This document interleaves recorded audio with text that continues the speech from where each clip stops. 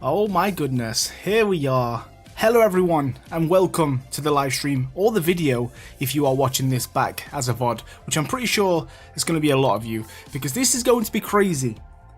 This is going to be crazy.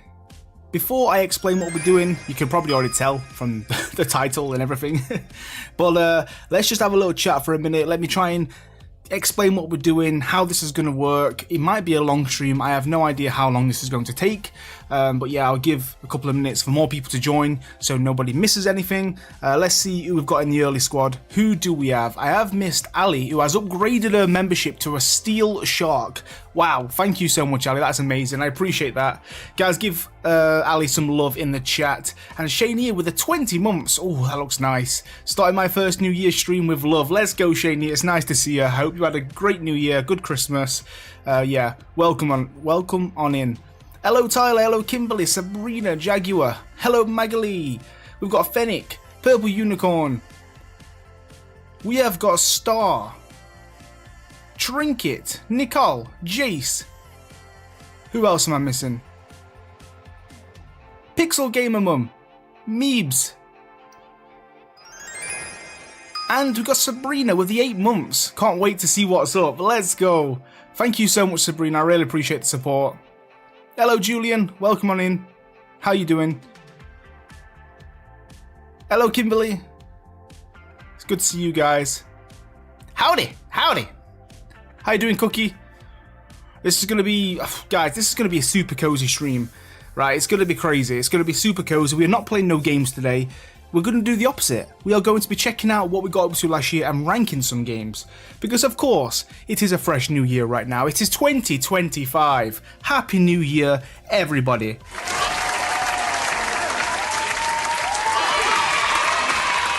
There we go, I had to do that sound effect. Yeah, so it's a brand new year. Of course, guys, this is going to be an exciting year.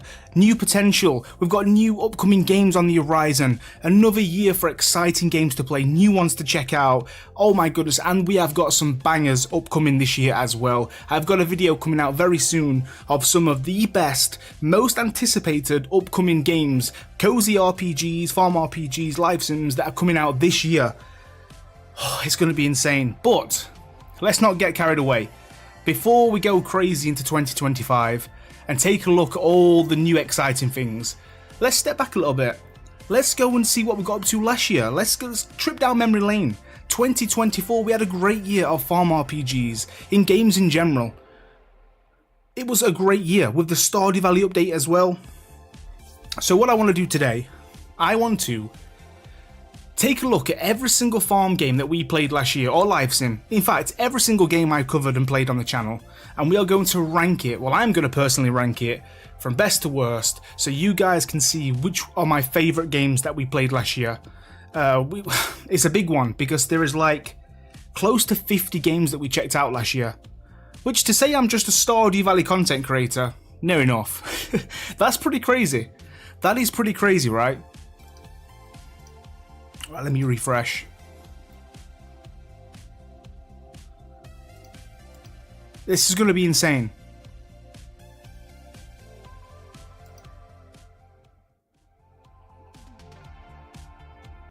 This is going to be insane. Who's ready? Who's ready? We've got to play the Stardew Valley music. Alright, so basically, right, I have created this tier list. And look, that is every single game that I played and showcased on the channel. Not only some of my favourite, some new ones that came out that year, but also we've got things, we tried something different genres, simulator games and RPGs. We also did some sponsored videos and streams, and we are going to rate and rank every single one. Let's go to the tiers that we've got. We've got a classic standard S, A, B, C, D. Alright, so I do want to just say as well, if I put any games in D, that doesn't mean it's a terrible game. It doesn't mean it's rubbish and no one should play it. This is my personal opinion. And D kind of just basically means it's a game that I played once and never went back to. Okay? So D is the worst tier. This is my least favourite game that I played for the year. I will never play it again. It's a one-hit wonder for me. I did a video on it, a stream. I'll never play it again. It's just not my cup of tea. You know, and as we work up to S, which is of course the goats of the games I keep coming back to, one of those games that you play and you just can't stop. So that's how this is going to work. I'm not going to slaughter games and say, they are terrible, don't play them. I'm going to give my honest review, but also we are going to check a little bit of gameplay that we got up to for each game throughout the year, which is going to be quite nice to see. So, have you got your snacks and drinks ready, guys? Because this is going to be very cozy, very chill. We're just going to have a chat together and just, yeah, put these games that I played in the tier list. Like I said, this is personal opinion. You guys might place them in different slots. Everyone's got their own preference. This is just my personal opinion on what I think about these games. I've got my green tea. Smash that like button, guys, if you could. I really appreciate that. This is going to be my bedtime story. Cherry cola in hand. I love that. Cranberry juice and chips. Let's go, Cookie. Yeah, a little bit different, but I should have done this a couple of days ago, maybe last week. I wanted to round up 2024, but yeah, I was away and it got a little bit busy, so I'm doing this now. I know I'm a little late to the party, but you know, better late than never. Okay, we've wet the whistle. Are you ready, guys? Oh my goodness, hold on. As if this has just come on. What timing? Oh! Guys, this sounds okay. Can you guys hear the music? Is that nice? One of our favourite songs. It just had to be, right? Brandon's here watching. Oh, I love that. He's here. Okay, so we're going to start off from the very, very beginning. I've kind of organised these guys from 2024. So the first game we played in 2024 to the very, very last one we checked out at the end of the year. So this is kind of in order. So we're going to take a look at Moonstone Island. So this is what I want to do with this, right? Let's get that there. So if we go over to my channel, we go over to videos. We're doing videos first before we go over to the, you know, the live streams. We're going to do videos first. So if we go down to basically a year ago, we're going to take a little look at what we got up to when we uploaded it, when we played it. So this is a bit of a tricky one because we actually played this, guys, in December, a couple of days before the new year, 2023. So it's technically not 2024, but we did revisit this a little later on as well. And it was so close to 2024 that I'm just going to involve it anyway because we've got to. Moonstone Island is a great game. So for the people who don't know what this game is, this is what it looks like. I'm not even going to bother. It's kind of Pokemon inspired, as you can see. It's a bit Animal Crossing, a bit of Zelda. Very, very cute game. Highly anticipated. I remember this game upcoming, and I put it in quite a lot of videos, actually. I really, really wanted to play this, and we did play it a couple of times. Now, the only issue with this game for me is I didn't play it enough. It didn't really bring me in. I played it... How many times do you reckon I played this? I think I did like no more than 5 videos and streams on it, and I didn't really play it much in my free time. I never really got far into it, and I don't know why, because this is kind of my genre. I love games like this, you know, Pokemon, Zelda, Animal Crossing. I just don't know what it was. It just didn't really bring me back in, and it's a shame, because I was really, really excited about this. Maybe I just didn't give it enough time myself, but it's not a bad game. I just didn't play it enough. But let me know in the chat, guys, if you've played this games. If Moonstone Island, if you played it yourself, what do you think? Where would you put this? I'd love to know your thoughts on these games as well, and your personal opinion, and where you would place these, and how long you've played the game for, or if you've never played it at all. So yeah, do let me know if you ever played that. But me personally, like I said, I only played it a handful of times, but I did enjoy it when I played it. I just don't know what it was that just made me never play again. I think it was just a crazy year with the Stardew Valley update, trying to find time to play it. We had it was a crazy year. We had so many games to play, and I think that was the reason why I probably didn't play that one enough. And for that reason, it's not my favourite game of all time, and it's not a bad game. So, and I would definitely revisit it again. So I'm going to slot this into B, just because I think it's a mid game for me personally. It's a good, decent game, and it's nothing really bad to say about it. So, of course, we're going to move on to Stardew Valley. Of course. It was the biggest year of Stardew Valley ever, because the 1.6 update dropped, and you can see we made a lot of videos when this dropped. I remember doing the first video, which was here. Look at this. 9 months ago. 9 months ago. When was it? March 19th, guys. We did our first ever video of the update dropping, and I announced it, and we dived into it and checked it out as briefly as we could. Super exciting. What a year it was for Stardew Valley. And of course, it's always going to be an S tier game, but what a big year it was.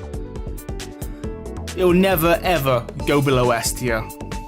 My favourite game of all time, absolutely love it, and it deserves to be at the top of the throne right there.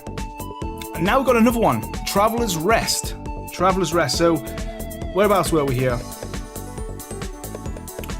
Traveller's Rest we played here a year ago. We checked out the winter update, we checked out even more Traveller's Rest throughout the whole year, of course. We did so much of this. Let's have a look.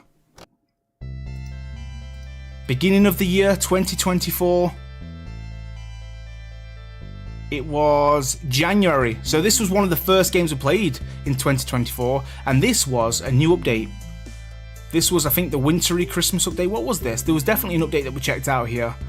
Super awesome. And this game, guys, throughout 2024 just got better and better and better. To where it is today, it's absolutely insane.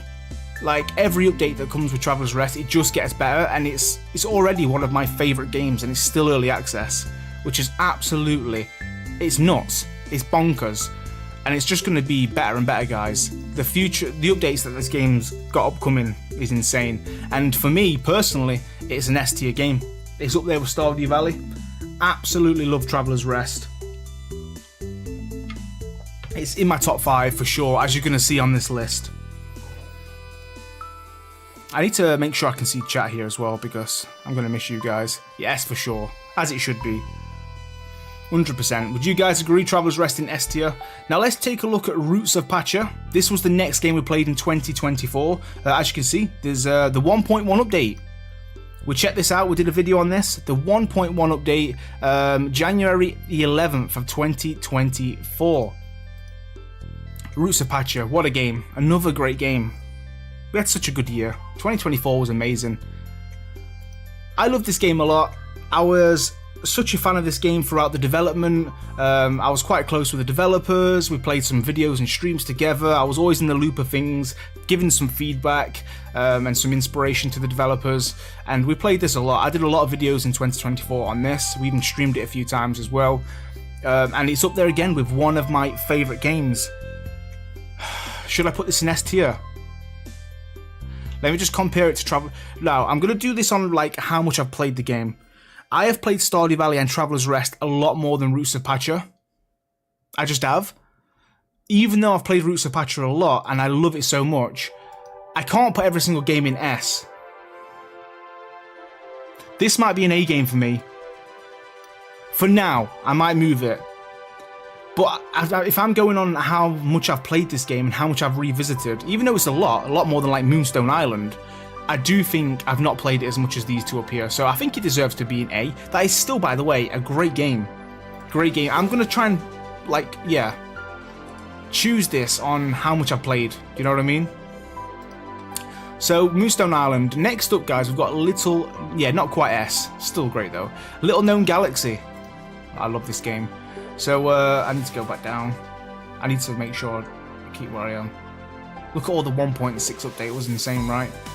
So, Little Known Galaxy here. We did 10 months ago. I did a video. This was my first ever look video I did of Little Known Galaxy, I believe. This was the demo version that we played. And this was in Feb 13th. Little Known Galaxy.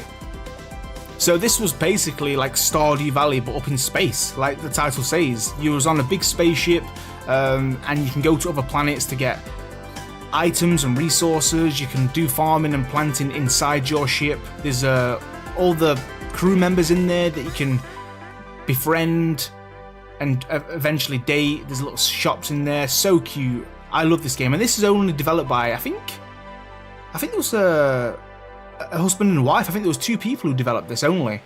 And I had this on my my radar for such a long time, and I really enjoyed it, and I did actually revisit this quite a lot in my spare time. Even though we didn't do too many videos and streams, I did actually play this a lot on my own, in my own time, because it was just such a great game, and especially, by the way, on Steam Deck. This game plays amazing on Steam Deck, such a good one to relax and chill to when you just want to have a cozy day sitting on the sofa or in bed. It played so good on that. And yeah, for that reason again, guys, played it way more than Moonstone Island, so for me it's going in A. Not quite S, I didn't play it for hundreds or thousands of hours, but I played it enough to really enjoy it to be up there. So far, look at this, we've not got any game in C or D yet. It was a good start to 2024, right? It was a good start. What do we have next though? Graveyard Keeper. Oh my goodness. Neba? I don't know how to pronounce it, or Nibao? Sorry if I absolutely butchered that, I probably did. Thank you so much for becoming a member, I really appreciate that. Welcome to the family, guys. Put some love in chat for the new member. Graveyard Keeper, wowzers. Like, come on. You know where this is going, guys, right? Where do you guys think I'm going to place this? Put some predictions in the chat right now. Where do you think Graveyard Keeper's going for me? This is where you think I'd put it. So we did a Little Known Galaxy, yeah, the next year we did, I was trying to get 100% perfection, and when did we do this? 2024, what a game. We did this on Feb 22nd, F tier. Now Graveyard Keeper is one of those kind of games where you either love it or you hate it, right? It's either one of your favourite games or you absolutely detest it because it's very grindy, very repetitive, quite confusing at the start. If you don't play it enough and get past the first 1 or 2 hours, it's kind of like, what the hell is this game? I remember playing this for the first time and I was like, what is this game? Like, I don't think I'm going to like this, but let me tell you something. After a couple of hours in, damn, I could not stop playing this game. I could not stop playing. Graveyard Keeper is amazing. It's like Stardew Valley, but very dark and twisted. Rather than running a farm, you run a graveyard. But the story is so wacky and crazy, dark humour, quite funny, just absolutely craziness. The story is what kept me playing this game quite a lot. It was very intriguing. I wanted to see how it ended, which we did actually end up completing, finally.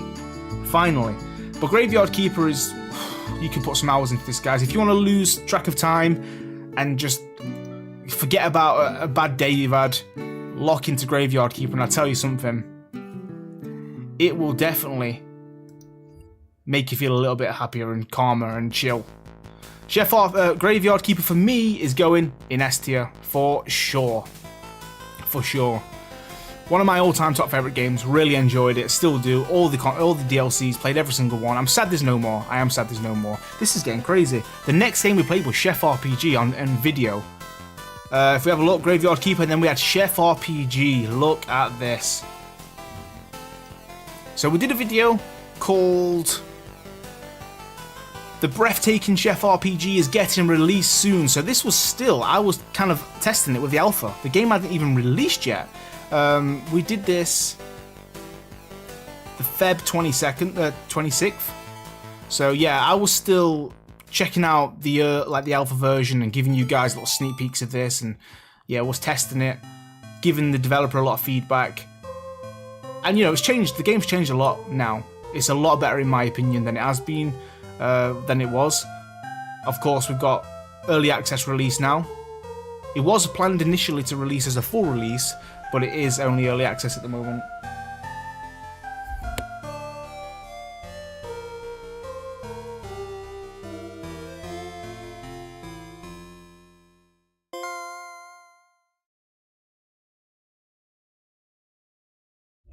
Right, sorry about that. So yeah, there's not been too crazy much content with this game yet, but there's still more to come. Major updates, that is, as well. And we checked this out literally yesterday on stream. I love this game. This is amazing. This is essentially Stardew Valley, Graveyard Keeper, and Traveller's Rest. You own your own restaurant. It's set in kind of like a modern sci-fi, cyberpunk feel to this game. Yeah, I love the atmosphere. I love the environment, the visuals. Look how different this looks from this video. It's all changed, the UI and stuff. It looks so different to what it is now. But this is what it looked like back then when we played. But I've loved this game for so much. Jesus Christ. What was I doing here? Tuna! Yeah, I was really obsessed with this game, and I still am. I love the developer, and I love the game. So guys, do you know where this is going?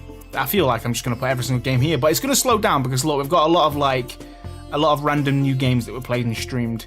But obviously we started off the year, it seems, by playing some of my all-time favourites, like Chef RPG, S tier. Like I said, top 5, baby. It's in my top 5, and it is in my top 5. But now things are going to start changing. Look at this. We've got some different games here that we didn't play too much of. It's going to slow down a bit.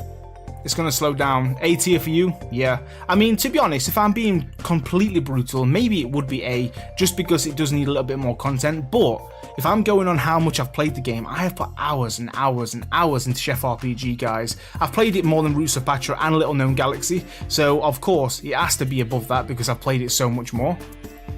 Okay, next on the list was Sunnyside. Sunnyside, I think, released. Where is it? Here. Sunnyside. In fact, there's another game there as well. It was actually Greyhaven. If you see, we've got Greyhaven. Oh my god, let me talk about this game. You guys are gonna laugh. You guys are gonna laugh. Alright, now this was a sponsored video. I've got to be careful what I say. Okay, I have to be careful what I say, guys. But I am gonna be honest, and I'm gonna give you my verdict to this game. Greyhaven. I thought initially it was just a witchy RPG, farm RPG. From the screenshots on Steam, it looked like you could farm. It was quite whimsical. I mean, if you look at this area here, you've got like pumpkin patches, a little house, and it looked quite good, right? So I thought, yeah, let me do a sponsored video. This looks good. Now, I got lied to, essentially, okay? Because the game was not what it actually portrayed to be. If you guys have seen this video, you'll have a little laugh because this is a very exotic kind of game, as you can see just from the portrait designs of the people. It blew my mind. I did not expect this. I was too late into it. When I was doing the sponsored and they was doing the briefing and the contract, no one told me this was the style of the game, that it was anime girls with big personalities. So yeah, I was a little like shocked. I was shocked. As you can see, guys, just look. Oh my goodness. And all the characters are like female as well. I was so shocked. I couldn't believe it. As you can tell, I played this game once and I never played it again. Yeah. It was a sponsored video. Sadly, it didn't hook me in, even though there's some big personalities on the screen. But it just, oh my god, get away. Look, every time I click. Yeah, sadly, guys, it just really wasn't for me too much, sadly. It lacked gameplay as well, if I'm being honest. It was quite boring, a little bit lifeless. Some people might like it, if that's your kind of style. You know, I can see why some people like it.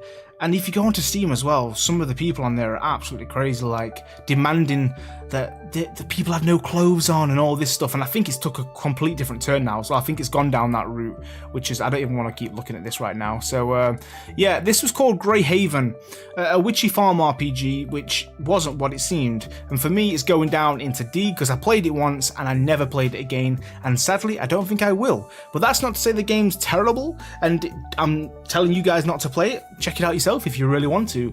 But for me personally, yeah, it wasn't what it was meant. I had an image in my head, it just wasn't that. Okay, then it was Sunnyside. And then it was Sunnyside. Big personalities aside, let's put them aside. We had Sunnyside, which was a modern farm game. We didn't really have anything like this before. I remember playing the demo of this and having my eyes on this. This was sponsored too. I didn't realise. Wait. Oh, we had we had a sponsor on the thing, but this was not a sponsored game. We had a sponsor on the video. So we did this March 16th. If you don't know what Sunnyside is, it's like a Japanese countryside game. It's quite modern.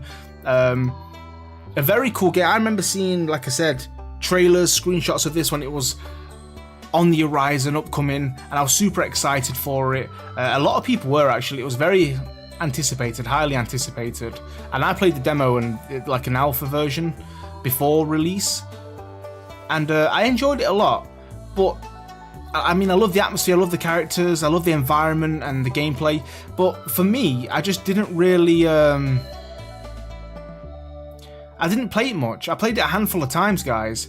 It was one of them games, again, that didn't bring me back in. What do you guys think to Sunnyside? Have you played it? Do you enjoy it? Where would you put this?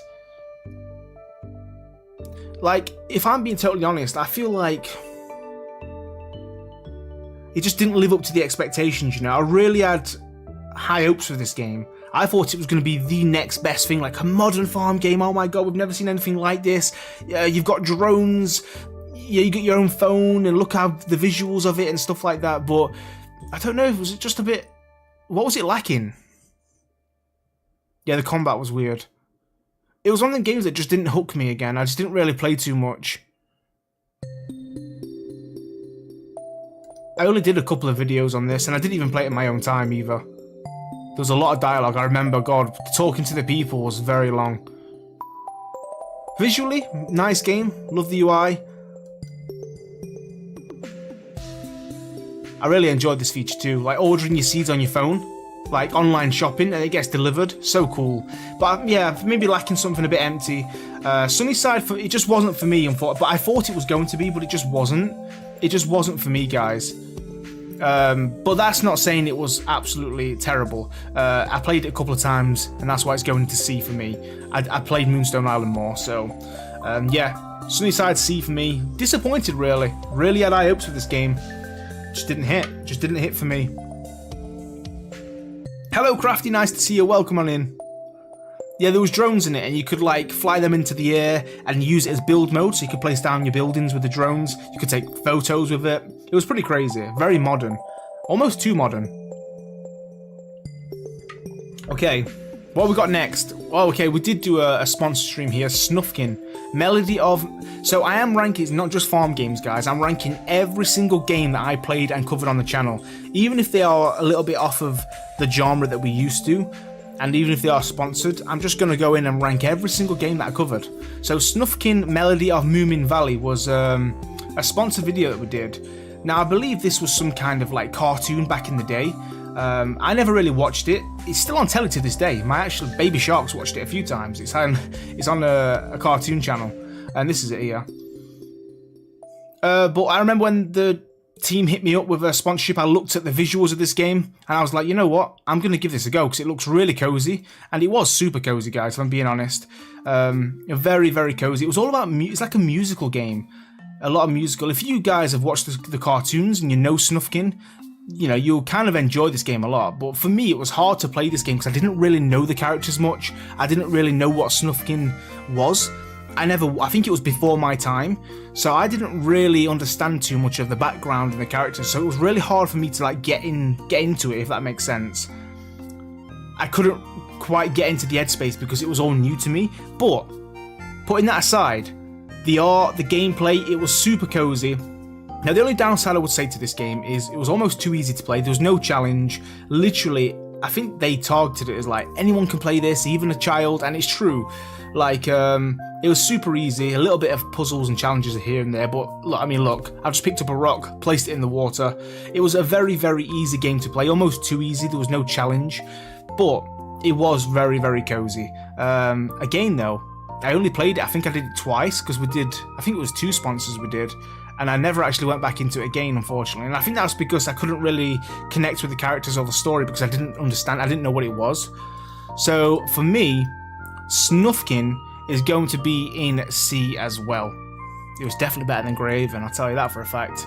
C for me, but I'm pretty sure a lot of you guys could put that higher if you really like that series, Snufkin, because it was based on a TV series, of course. And I think it was a manga as well. Was it like a manga as well? Okay, what have we got next, guys? We have got Pathless Woods. You know what? This game was... I think this was... Where is it? So obviously at this point we did Stardew Valley 1.6 for a hell of a time. As you can see, the update dropped. I was pumping so many videos out for this, guys. It was insane. We even started our brand new 1.6 playthrough with Walter. A new chapter, look at that. Oh my goodness. And then yeah, in between all the craziness, I was doing so many videos on this. We did this thing here called Pathless Woods. It was an open world sandbox. And I really, now if this is your genre, you'd like it, because I really enjoyed this game a lot. This game was really, and I played this a couple of times in my own time as well after the sponsored video. I think we did a couple of sponsors on this. So, how can I describe this game? Like I said, it's open world, survival. If you like crafting games, survival games where you've got hunger, food and thirst and all that, and just exploring, there's enemies, base building. Very similar to like not Kinseed, Zelda and stuff like that. Pure RPG, there's farming elements into it, in it, but it's not pure farm based or life sim. It was just a survival crafting game, and I like that genre quite a lot, so it was my cup of tea, and that's why I accepted the sponsor, because I thought I really enjoyed this, and I did. I remember getting to the end of this sponsored video and I was like, I want to keep playing. I literally want to keep playing. So yeah, it's hard to explain really. I mean, you can watch the video here. The visuals weren't the best, but the gameplay was great. So where am I going to put this? I think this may be a mid game for me, because I played it a couple of times. Oh yeah, I was making my little house here. Base building was really cool in this game. If you guys have played survival games, you'd know crafting, you know, Ark and all that, and Rust. But it's just like an indie pixel version of it really. It was super cute as well. I actually did enjoy that game a lot, I'm not going to lie. So I'd put Pathless Woods, nothing major. No, I think I enjoyed it more than Sunnyside and Snufkin. I think I did. I'm going to go B. Personal preference, I enjoyed it more than these two. I definitely did. I know I didn't play it too much and show much of it, but I actually played it in my own time a few times. So that's going there. Mid. See, we're not finding any gems at this point, are we? It's slowing down. It's slowing down. I told you it would. So Pathless Woods was here 9 months ago. Next on the list, oh my god. So I was doing obviously loads of Stardew Valley at this point, and then we just had some random sponsors in between. Because you know what it was, guys, as well?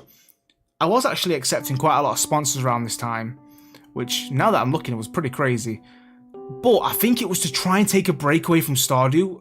I know that sounds crazy, but like I said, I was going for a big burnout with Stardew Valley because I was doing so much videos.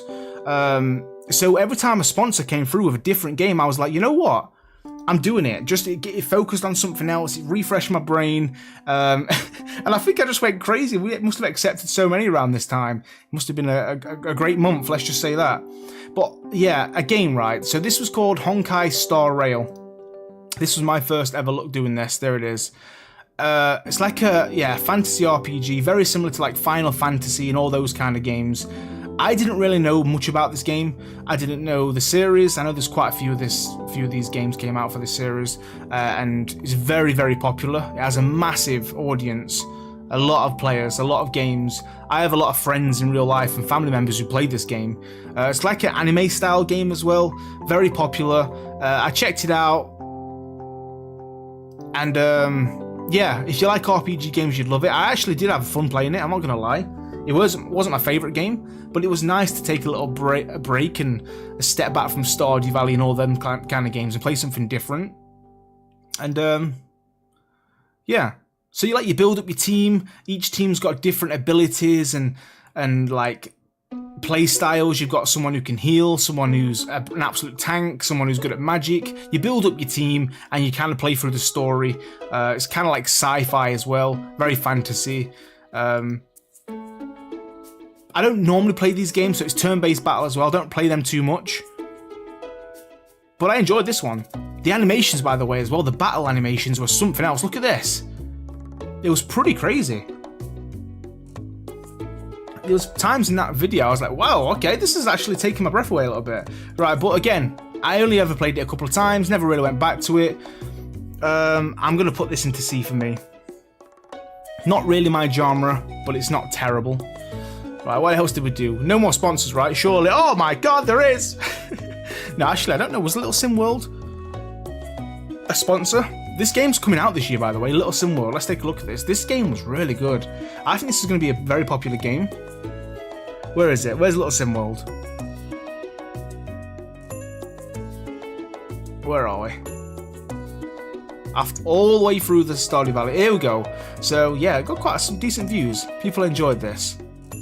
Now this was sponsored, but I was going to play this anyway regardless, so I think this was an alpha version that I got sent, and that's why I did the sponsor, because I was like, I could play this early. So a 2D dating life sim, I called it. If you like The Sims, this was a 2D version of it, okay? You can create a character, you got your own apartment, there's other people and characters and stuff in the game that you can talk to and interact with. You've got all your needs down here, hunger first, you've got your stamina, you need to go to the bathroom, you can do some cooking, but this is set in London. This was set in London. There's vending machines. Should we speed it up?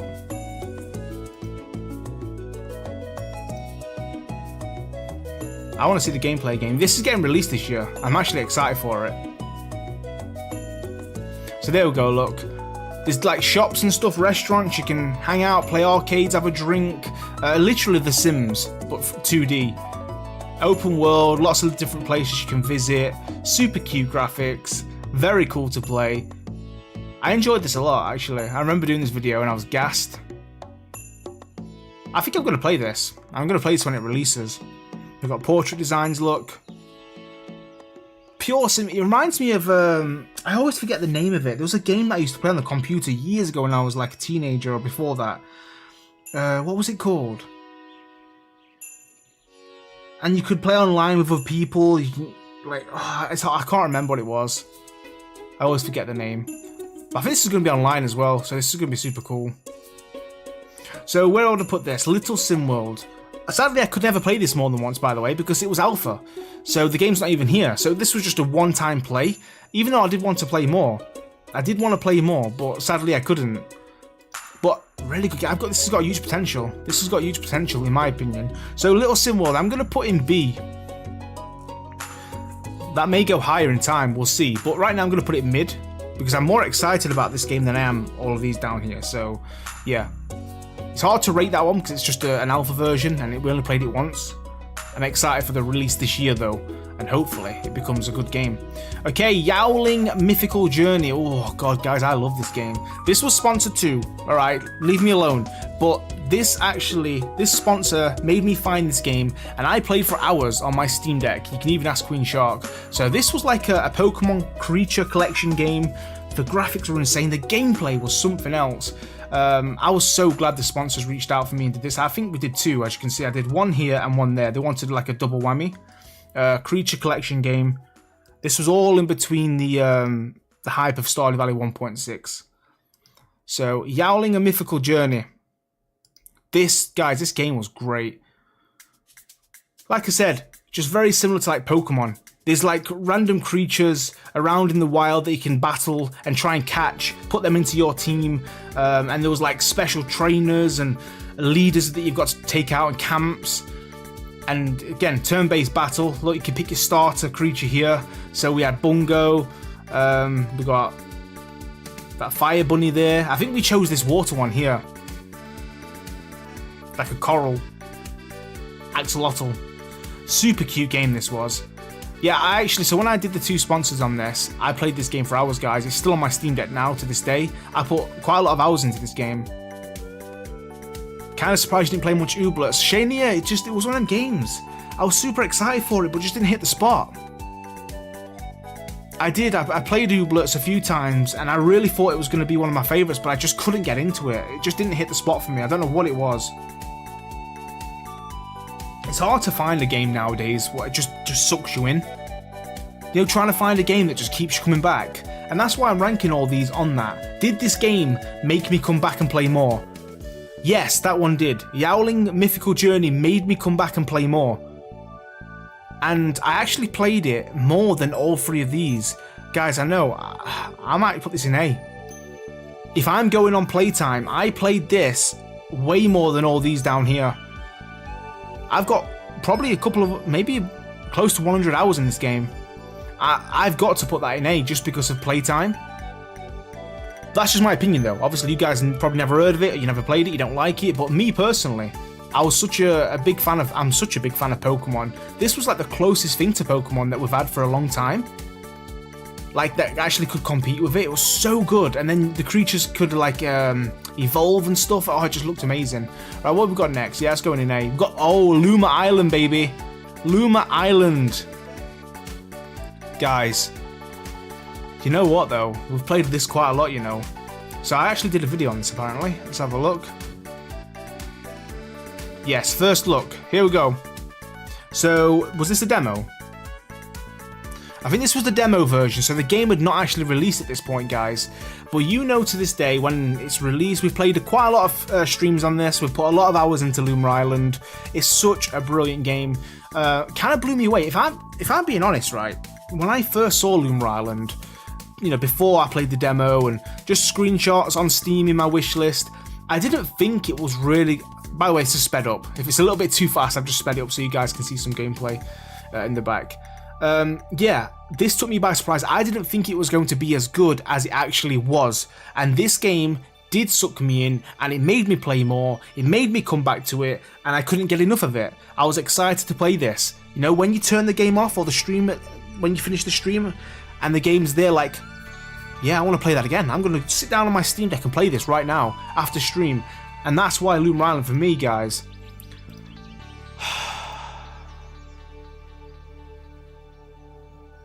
Do we go S tier? It might have to be. I was going to put it in the top of A, but I think it deserves to be S. If I'm up there with Chef Ob, is it my top 5 though? Is it in my top 5? It might be.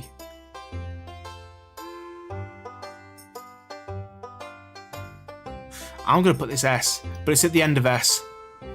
That's how the top 5 is looking right now, in that order as well, I believe, maybe. Yeah, we'll see. I think I'm going to put it in S tier. Okay, we've got Core Keeper next. Core Keeper, baby. Lunar Island's great, though. We need to play that again on stream. I've got to do some more on that. Where are we? Lunar Island. So we did Core Keeper. I actually did a video on the Switch version. So we checked out the Switch version of this. It just released for Switch. Speed that down again to normal. And then we went on to play some live streams of this too, because when I did this video showing off the Switch release, I wanted to play more. I was like, oh my god, I need to play this. So I actually streamed it. As you can see, we did a stream of this as well. And this game, if you don't know, is like Minecraft and Terraria, you know, but you're underground. So you spawn in a random place, in a random seed, there's different biomes, different creatures, and you've essentially just got to survive and thrive underground. You need torches because it's dark, you've got to get all your resources, a lot of crafting, a lot of building, and a lot of exploring. And apparently it's even better in multiplayer, which I sadly never did. I only checked this out in solo. But again, this game made me want to play more. When I turned it off at the end of the day, I was like, I can't wait to play that again. And that's why I believe this needs to be up there, because it did make me come back for more, and I have played it more than once. But I've not played it for hours and hours and hours on end. Definitely not in S tier for me, but it will be going into A tier, and I think it's going after Roots of Pacha. So let's just think of this, guys, as like a snake, okay? So Stardew Valley, it goes down the snake, and then whatever ends here, it goes back here. So this is kind of in order. So as you can see, my top 10 right now is like Stardew, Travs, Graveyard, Chef, Luma, Roots of Pacha, Core Keeper. So it kind of like goes down like that. So it's Lunar Island and then Roots of Pacha, so it snakes down. So I think A after Roots of Pacha, because I prefer Roots of Pacha, but Core Keeper's great. Next up we did Mirthwood. You couldn't get into Core Keeper, it's a pass for me. Yeah, like I said, some of these, everyone's different, right? We all love different genres and stuff like that, and this is why it's good to do these tier lists, because you guys get to see like my opinion and where you, because if you guys did this, by the way, you can do this if you want. I have literally saved this so you guys can do, and I'm pretty sure yours will look completely different to mine, and that's the beautiful thing about games. Okay, everyone's different, everyone's gonna love or hate certain games, we've all got our own opinions and preferences, and that's why gaming's amazing. This is just for me, this is what I personally think to these games. It's so interesting, right? Right, okay, so next up was Mirthwood. Mirthwood. So, we did a video on this as well. It looks like we're going to move into streams after. So, Mirthwood is like a dark fantasy medieval, like, it's not even a farm RPG really, it's more of a farm life sim. Because, you know, you can speak to people, you can date and stuff like that. Now, I know this game's not made for everybody. It's a very, very different kind of game. You'll either love it or hate it. Again, survival, crafting, you've got to eat and drink. You can die and pass out in the game. There's illness. You can die of old age. You can have kids and they can take over, build a homestead, animals, farming. But it's very RPG, combat focused. There's a lot of enemies that you've got to go and kill.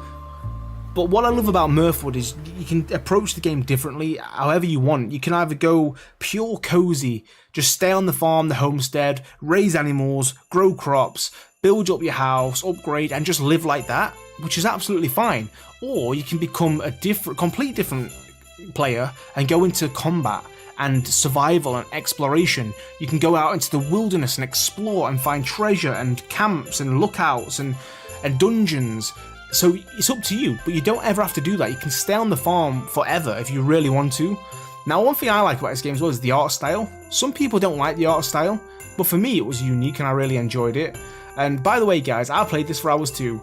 We've done a lot of streams on this, a lot of videos, and there's a new update coming out soon.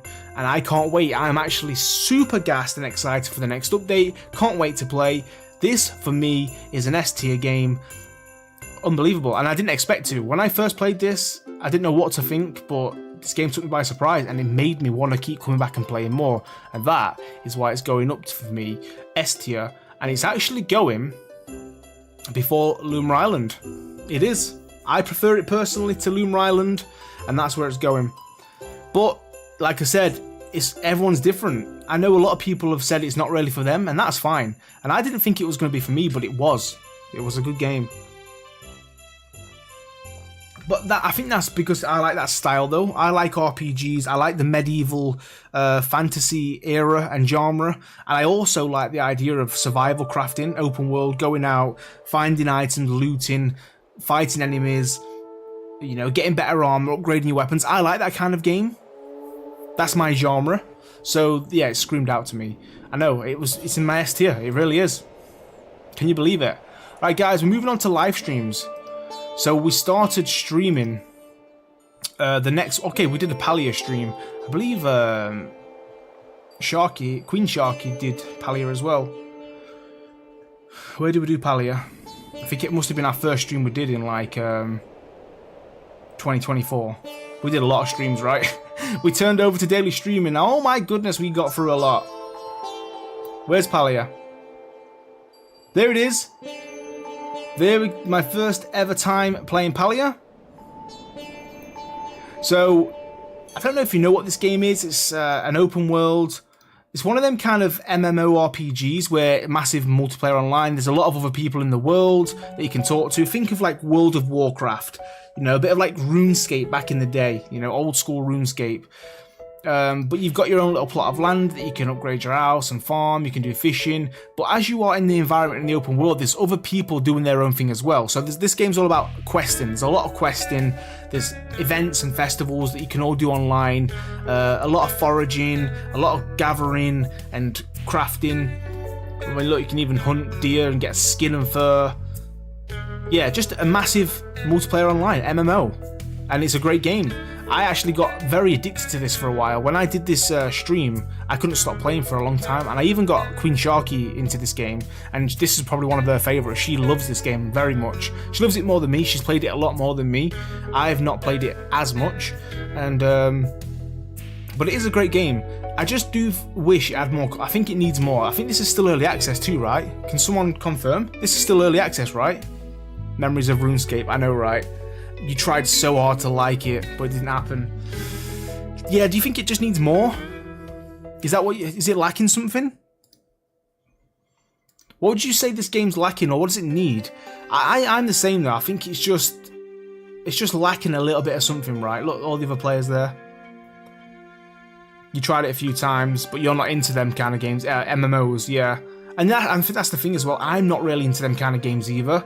You know, MMORPGs. They're not really for me. It's not my genre. But I enjoyed it though. I enjoyed playing it. And it did get me addicted for a while. But then I just hit a point where I was like, yeah, I'm done with it. Do you know what I mean? I'm done with it. Controls are a bit funky. Yeah, they are actually. Okay, so Palia, for me, personally, I only played it, I did get addicted for a little while, but then it soon stopped. It didn't last long. It didn't last long. For me, it's going B tier. B tier, but it's going definitely after Moonstone Island. Moonstone Island is better than Palia, in my opinion. So yeah, it's going there. It's going in B. We've only got 1 in D so far. We've only got 1 in D. A few C's, which is meh. You know, C games are a bit meh. They're not that great. Didn't really, maybe played once or twice and that's it. This is kind of how it's going. It's like on Playtime. Greyhaven, so in the D category, I played it once, never again. C, maybe played it twice, never again. B, played a handful of times, but then just got bored and fed up and stopped at a certain point. A, played lots of times, still might play it to this day, but S tier, just can't stop playing. You know, that's how I'm kind of ranking this. Right, we've got Echoes of the Plum Grove. We've still got so much to get through. Holy crap. Okay, Echoes. We did a stream on this, right? We did a stream on this, and here it is, my first ever stream. We checked it out for the first ever time. Echoes of the Plum Grove. This was such a unique game. I actually couldn't believe this game. So this was very similar to like a Kinseed, like you can die in the game, old like aging system, you can get sick. You've kind of got to be fast with it and get married, have a family, and there's death in the game. Even like the people around town could die. It was absolutely crazy. The art style was cool as well. It reminded me of like Paper Mario. The art style was so good. Does he have the storybook game you played? Oh, it was Tyler. It wasn't. Oh yeah, there's a few games that we did on like 12-hour streams, right? That we played in between. I forgot about that. Right, Echoes of the Plum Grove. Yeah. Now, I did play it a few times. For some reason, it was another one of them where I just stopped playing. Plucky Squire, that's it. That's not on the list, unfortunately. Echoes of the Plum Grove. A lot of people was telling me to play it, do more of it. I'm loving it. It's amazing. And after a few times, I just stopped playing, and I never got back into it. And I don't know why, because I really like the game. I don't know why did I not play this enough? I don't think I gave it enough time. I didn't give it enough time. You've got 100 plus hours in it. Wow, that's insane. Yeah, I've only played it probably no more than like 15 hours probably. It's a hard one to rank this because I like the game, but I didn't play it enough. You should play it more. You didn't give enough time. Yeah, I should. I think for that reason, maybe I should put it mid. Just because I will go back to it. I will go back to it. I'm gonna put it. It's definitely better than them two. I'm gonna go right bang in the middle. That is, like I said, any game in the B category is a game that I want to go back to and revisit. And for sure, Plum Grove, I want to go back into it. Hopefully, well, eventually, if I play it a lot, it might go up into A or something. So, yeah, I just need to give that more time. I just didn't invest enough time into Echoes of the Plum Grove, even though so many people was loving it and telling me it was amazing, and I enjoyed it too. I just didn't play it enough. But something we did play a lot of, though, Dinkum, baby. Wow. Dinkum. Howdy. The Australian... Look, we did another Echoes of the Plum Grove stream as well. We did quite a few of it. So Dinkum here. I thought, oh, is this Stardew Valley? That was just the starting screen. Okay. Let's have a look at you. Just some gameplay in the background while I talk about it. So Dinkum is like very similar to Animal Crossing, like a town builder, bring in the villagers. You've got to kind of eventually make them want to stay. You can build up your town. Very similar to like Stardew Valley as well. You can speak to NPCs, you can do quests, you can go out foraging and farming. There's animals and crops and fruit trees. You can do fishing and mining. Guys, this is the point. This game's got it all. What doesn't this game have? And that's the thing, every time I'm playing it's like, what? It blows your mind. You can get bloody jet skis and boats and helicopters, guys, and so many vehicles and transportation in the game. There's metal detecting, animal traps. It's insane. This game's got it all. If you love Animal Crossing, I promise you should play this game and you will love it.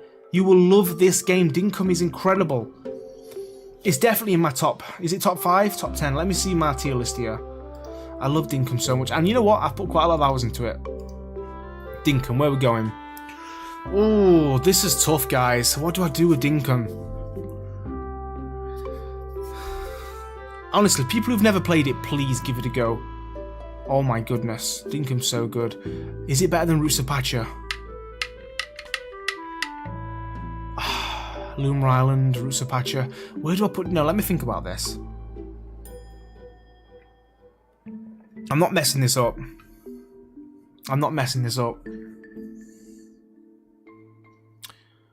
Let me think about this. You know what?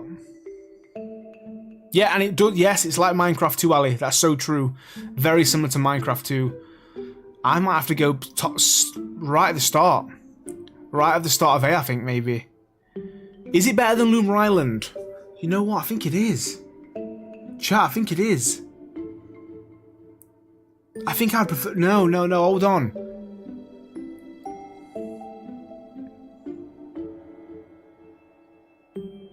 I've played Dinkum more than Loomer Island. Loomer Island can't go there. Dinkum's got to go there. Chat, if I'm going on playtime, I've not played Loomer Island half as much as Dinkum. I've got to put Loomer Island at the beginning of A tier game. If I'm being really honest, I don't think Loomer Island's S tier for me, but Dinkum is. I've got to. I don't want to mess this up. We might revisit. I'm going to keep... I mean, we've already made a change. I've put Loomer Island down to A at the beginning. That's just because if I'm thinking of this logically, I think Dinkum's... I've played Dinkum more and I enjoy it more, so yeah. Yeah, Dinkum's like Animal Crossing in Minecraft if they had a baby. It's so true, guys. You should really... If you've not, please, give it a go. I can't even recommend it enough. There's just so much to do. Bear in mind, it's online as well. You can join other people's islands. It's like Minecraft because it's a random seed. Everyone's might look different. There's even sharks in the game. 10 out of 10, there's sharks in it. Come on. If there's sharks in it, it's going to be great. Right, what have we got next, baby? Planet Zoo. Wowzers. Now, you're probably thinking, what the hell is Planet Zoo on here? That's completely different to what you're used to. Planet Zoo? Yeah, I know. So, basically, I did a stream on this just because... I think there was a new DLC that brought out farming animals that you could look after and raise. Now, a little bit of a background, I am a massive Planet Zoo fan. I need to tell you the hours I put into it, it's hundreds. I know, I'm sorry, I'm addicted to this game. This game is incredible. I love these kind of games. It reminds me of my childhood playing Zoo Tycoons. As a kid, I played them so much, and Planet Zoo, guys, in my free time, if you guys ever want to know what Sharky plays in his free time, this is one of them. It's Planet Zoo. Yeah, I'm a sucker for it. I love looking after my animals, I love building my own zoo, and we did a stream where we checked out the new DLC, and I think we created our own farm park. So rather than a zoo, we did like a farm, like, you know, one of those petting zoos? So all the animals were farm animals, like, you know, sheep and cows and horses. And by the way, for the people who watch this stream, I've played this save file since, and you should now see what my farm looks like. Guys, after this stream, I was addicted and I've completely done my farm park, fully complete, and it is absolutely stunning. We might have to revisit it. But yeah, we checked out this this thing. We got, what animals did we end up getting into? Look, we got some, are they chickens? Oh yeah, we got some chickens, I remember. Look, we got some goats. Look at this. We created our own, but yeah, in my own time after the stream, I played this, and we've got Highland cows, we've got pigs, we've got donkeys and horses. This is what I've got on the farm now. Guys, but anyway, I know where this is going. I'm a massive Planet Zoo fan. Look at that goat go. Just silly goat. Lot was looking for some donkeys here. I'm gonna play this again. So for me, Planet Zoo comes in waves. If I'm playing it, I can't stop playing, and it's the only game I'll ever play. But then I can also hit a brick wall with it and then never jump into it, and I find it hard to actually load the game up. It comes in waves for me. But this is a personal preference, guys, and for me it is an S tier game. but it's going to go at the bottom. But yeah, it is an S tier game. I'm just a massive fan of Planet Zoo. I love it. Don, thank you so much for subscribing, I appreciate that. Okay, next up, we did a stream on Cozy Caravan. When did we do this? This was recommended quite a lot. A lot of people was telling me to check it out, and it looked really good on Steam, so I did a stream on it. But you're going to see what I thought about this, because it was a little bit meh for me, if I'm being honest. Let's find it. Dinkum, Little Gnome Galaxy, Cozy Caravan. So, yeah. I actually don't even remember this game much. Oh, I do now. Yeah, guys, I don't think this game was for me. I played this once and never played it again. I don't even know how to describe it. I think it was very story focused. The animations were weird too, and there was a lot of like skipping and stuff. If you guys watched it, but yeah, you do questing, you're in a caravan, you go around to different areas, you've got to help out all the people. I don't really remember too much of it, to be honest. Oh, there's the driver. You got this like giant bee flying your caravan. Takes you around. I'll be honest, it is cozy. It was a very cozy game. The name was right, correct? Cozy Caravan. Oh yeah, I think you could like sell things, right? Like trade things in the market, get some coins, and then upgrade your caravan to make it faster and all that stuff. But for me, like I said, I played it once and I never revisited it. It didn't hook me in.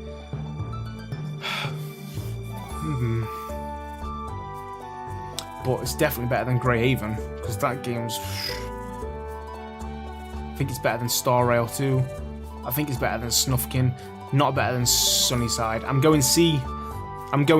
Cozy game. Played it once or twice, and yeah, never again, unfortunately. Let me have a drink of my green tea. Yeah, we'll go there. I'm happy with that. I think it deserves to be there. D's a game that, like, I'll never play again, and I kind of detest it. It's not for me. Cozy Caravan, who knows? Maybe I can revisit it. But for now, it's going there. Okay, so we did a lot of streams, didn't we? What the hell? What kind of year did we have, guys? We had a crazy year.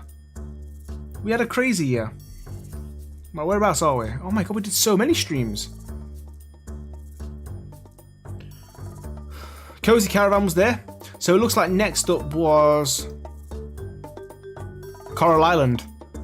We did a stream on Coral Island, and yeah, because we've already got Traveller's Rest and Roost of Pacha. Coral Island, I checked out the 1.1 update. Now this is going to be quite controversial talking about this, isn't it? Because Coral Island is one of those games where a lot of people love it, and you know what? So did I for a while. So I think one thing that really bummed me out with this game is I lost my save file. And that just kind of put the game, guys. So before this update, I believe, we had a save file that I put quite a lot of hours into. Can we give a shout out to Cozy Pixel and her son Teddy? Have I missed a shout out?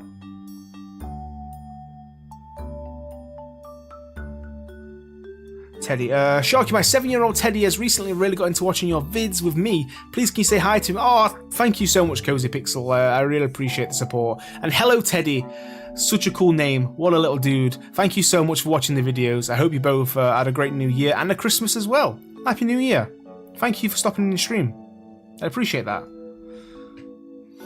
So yeah, Coral Island, guys. I really enjoyed this game, and it is literally... I was so hyped for this game. It was all I could think about. It was all I wanted to play. And I remember just before the game was coming out, I literally said to myself, and even to Queen Shot, I was like, this is the game.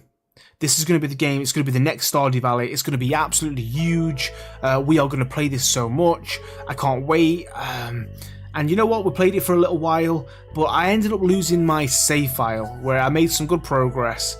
And then for some reason, guys, I just could not, for the life of me, get back into the game.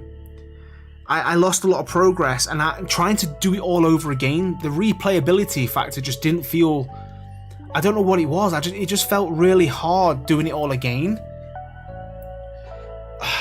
And it's a shame because I love Coral Island, but I will be honest as well, if I'm being brutally honest. I do find it to be a little bit too similar to Stardew Valley, if I'm being honest, guys.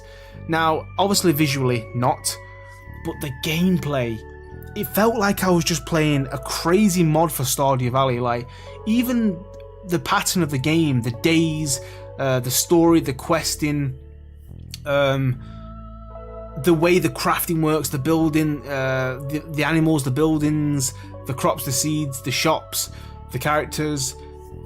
It just felt too much like Stardew Valley. It's hard to explain, but every time I was in Coral Island and I was doing something, I just said to myself, "Wow, that's like Stardew Valley," or that came from Stardew Valley. Even just the little things, guys, like always rains on day 3 of spring. This game even has that. I mean, just look at it, the farmhouse, the layout of it. Yeah, it was just a little bit too much similar. And the more I played Coral Island, the more I noticed, and the more it started frustrating me. But obviously, it's not a clone, because Coral Island is a completely different game when you get further into it. You know, the underwater, diving underwater, clearing out the ocean. It is a completely different game. But especially at the beginning, it felt a bit too similar. Yeah, I know that you can't die. That's what I'm saying. It has its differences. I'm not saying it's 100% copy. All I'm saying is it just reminded me too much of Stardew Valley. Do you know what I mean? But again, I think for me, guys, the reason why I didn't play this game a lot more is just because I lost my save file and I lost interest. But that saying, that was just PC version. I started a brand new save file on the Xbox. On my Xbox, on the big screen, and I got addicted. I played 2 years. I think I'm in the end of 2nd year, maybe even the 3rd year now. I played a lot. I was on it every night on the Xbox, loved it, fresh save, and you know what? I enjoyed it. I preferred it more on the console than I did PC. So for that reason, I put a lot of hours into the game. It is a great game. I've played it more than Moonstone and Palia. It's probably better than that. Little Known Galaxy, yes. Core Keeper, yes. I think it's going there for me, A tier. I prefer personally Loomer Island and Rusapacha, but it's going A tier in the middle. So yeah, I did play this game a lot, but when I lost my PC save, oh my god. And I think it's because I was testing the game, doing alphas and pre-releases and all this crap. And then when the game actually released, boom. By the way, you've got to start a new game. No! Why? It sucked. But there we go. Alright guys, another game. Disney Dreamlight Valley. Disney Dreamlight Valley. Another game that I played. I can remember doing a video on this, was maybe 2023 or something. I did a one-time video, played it, and I was like, nah, it's not for me. I'm never playing that again. One-time thing, never play it again. But we did a live stream of it. I dived back into the game after so long away from it, and I decided to do a live stream on this. When was it? When did we do it, guys? But this live stream that we did of Disney Dreamlight Valley changed my mind about the game. Because, guys, I got addicted. It got me. The game got me. So here we go. We did a stream here. Revisiting Disney Dreamlight Valley after a whole year. So I did one video and I never played the game again in one whole year, okay? And then I revisited it. And the reason why I revisited it was because Queen Sharky was playing this quite a lot. She loves this game. She got addicted to it. She was playing it loads. So I was like, you know what? It's had a few updates. Let me do a stream. And I did a live stream of Disney Dreamlight Valley, and when I finished this stream, guys, I kid you not, I went straight onto my Steam Deck, and I played. And I was playing for hours. I woke up in the morning, first thing I wanted to do, play Disney Dreamlight Valley. Oh my god. Welcome in, Waynani, thank you so much for stopping by. How you doing? Yeah, guys, the game got me, okay? It got me addicted for a little while. I probably spent a week or two non-stop playing Disney Dreamlight Valley, but then, just like with a few of these games, hit a brick wall, find it to be too repetitive. I kept doing the same thing over and over again. I started getting bored, and I stopped playing. And to this day, I've not played since. So it did suck me in for a little while. Disney Dreamlight Valley did get me. It did get me. But that's no longer a thing. It gets addicting. It gets really addicting, but then you start hitting a brick wall and it just get too much, too repetitive. So let me see where I can rank this. Disney Dreamlight. I've definitely played it more than all of these bees. What do you guys think about this? Needs to be your main game or you can't keep up. That is true. I do also agree as well that it's overpriced and they're charging a lot for an early access game and stuff. Isn't this game releasing as a free-to-play game, by the way? Wasn't this intended to be a free-to-play game? But then all the DLCs and all that.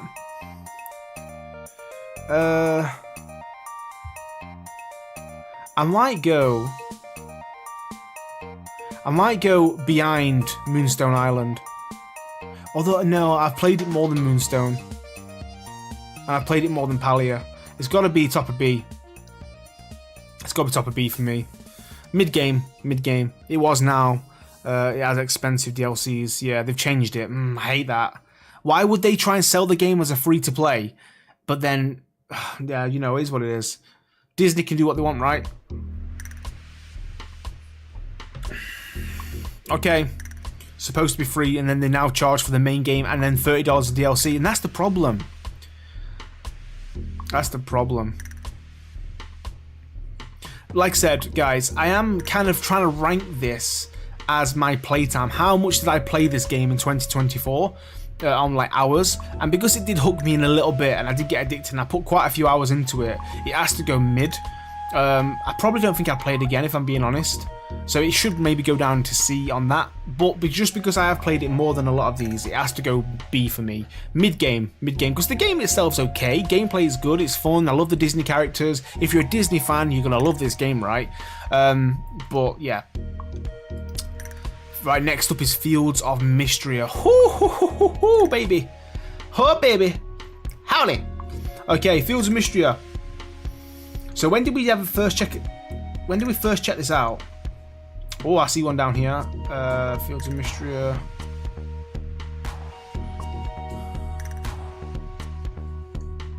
We did a lot of Fields of Mystria, right? We did a lot of it, guys. Okay, so there's a little known. I need to stop doing this. Okay, let's check out this new popular farm sim. Let's link it in the new tab, and then I won't lose it. So here we go. We first checked out Fields of Mystria. We did a first live stream of it 4 months ago, August the 9th. So was this released at this point? I wondered if it released. But anyway, Fields of Mystria is like a 90s inspired, a retro style farm sim, very similar to the likes of your Animal Crossings, your Pokemon and Zeldas with the visuals, and of course Stardew Valley, very similar to Stardew Valley. Some people kind of slate the game for being too identical. I see a lot of reviews and people going, oh, it's a Stardew Valley clone, it's a Stardew Valley copy, and it's not. It's not. If you actually give the game time and play it, it's not a clone. It's very unique in itself. It's quite a fantasy game. You know, you've got magic, you can cast spells, the story, the gameplay, the quality of life features in this game. Oh my god, it's out of this world. The quality of life features, guys. You can jump. You can go in water and swim, you can dive underwater, shops are open 24/7, even when no one's behind the till. I can't even, there's just so much. It's so much. This is like, some people also complain it's too easy. All the quality of life features make it too easy, there's no challenge, but it's not that kind of game anyway. It's cozy, it's relaxing, there's not really a challenge to it. You kind of play at your own pace. Some people, honestly, when I did a lot of videos and streams of this, the game was getting such a lot of backlash, and I don't know why, because it was a great game. People sometimes just don't like to own up and admit that it's kind of like competing with some of the best, you know, especially when if people mention how close it is to Stardew Valley, they don't like that. But sometimes you just got to give games credit, you know, if the developers have done a good job and they've made a good game, there's nothing, what's wrong with saying that? And being honest, this game, we played hours, guys. Probably hundreds of hours now. It kept me coming back. It was addicting.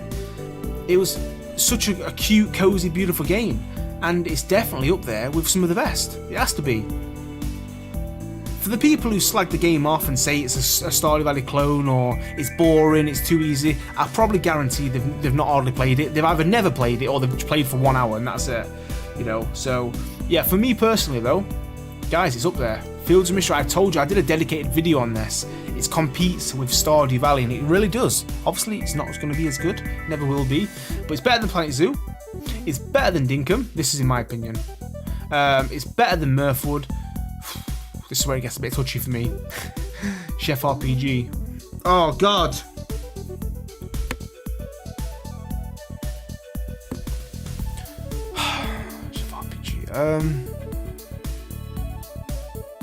You know what? Let me rejiggle this. Chef RPG's going in front of Graveyard Keeper. Traveler's Rest. Oh my god, hold on. This is getting me thinking, you know. No, okay. It has to go third. I think I like Traveler's Rest more. I have to like Traveler's Rest more. Traveler's Rest is incredible.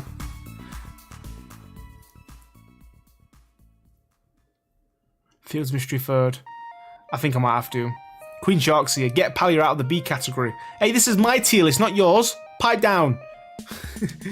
If you was ranking this, you'd put that in probably S. But this is me, okay? That's your top 3 as well, says Sarah. Yeah, right, listen, the thing is though, right, Chef RPG, I think with a few updates and major updates, that's going into my top 3. But as it stands right now, Chef RPG needs a little bit more. And then I think that game would creep up to here. Like, Traveler's Rest is kind of, in my opinion, a mile ahead of Chef RPG with the updates and the content. Chef RPG would eventually get there and compete, but with Fields of Mystery with the update and the content and stuff, I think for now that's going to be top 3. Chef RPG will take over it soon, I think, though, in my opinion. Right, next we've got Over Magica. We did a stream on this, right? Here it is. Play the Wholesome Creature Collector game. So, Over Magica, very similar to Pokemon. Claims to be a Pokemon Stardew Valley inspired game. You've got these cute blob slime creatures that you've got to collect. You can battle with them. You can breed them and get different varieties. There's NPCs that you can speak to. Yeah, I can remember this game had high hopes for me. I remember following it and getting excited about it. But it just wasn't for me, guys. Over Magica disappointed me massively. I found the gameplay to be very slow. I was getting a little bit bored of talking to the people because the dialogue just went on and on and on. The characters didn't really have any personality for me. Yeah. The creatures were cute. I liked the idea of collecting them. The farming was meh. And the biggest thing for me was the visuals. The art style was just not for me, guys. And a lot of people still ask to this day, why are you not playing more Over Magica? I'm just not a massive fan, unfortunately. I really thought I was going to be. I thought this game was going to be it. But sadly, it just didn't suck me in. This is not my cup of tea, unfortunately. Yeah, it was just lacking a lot for me.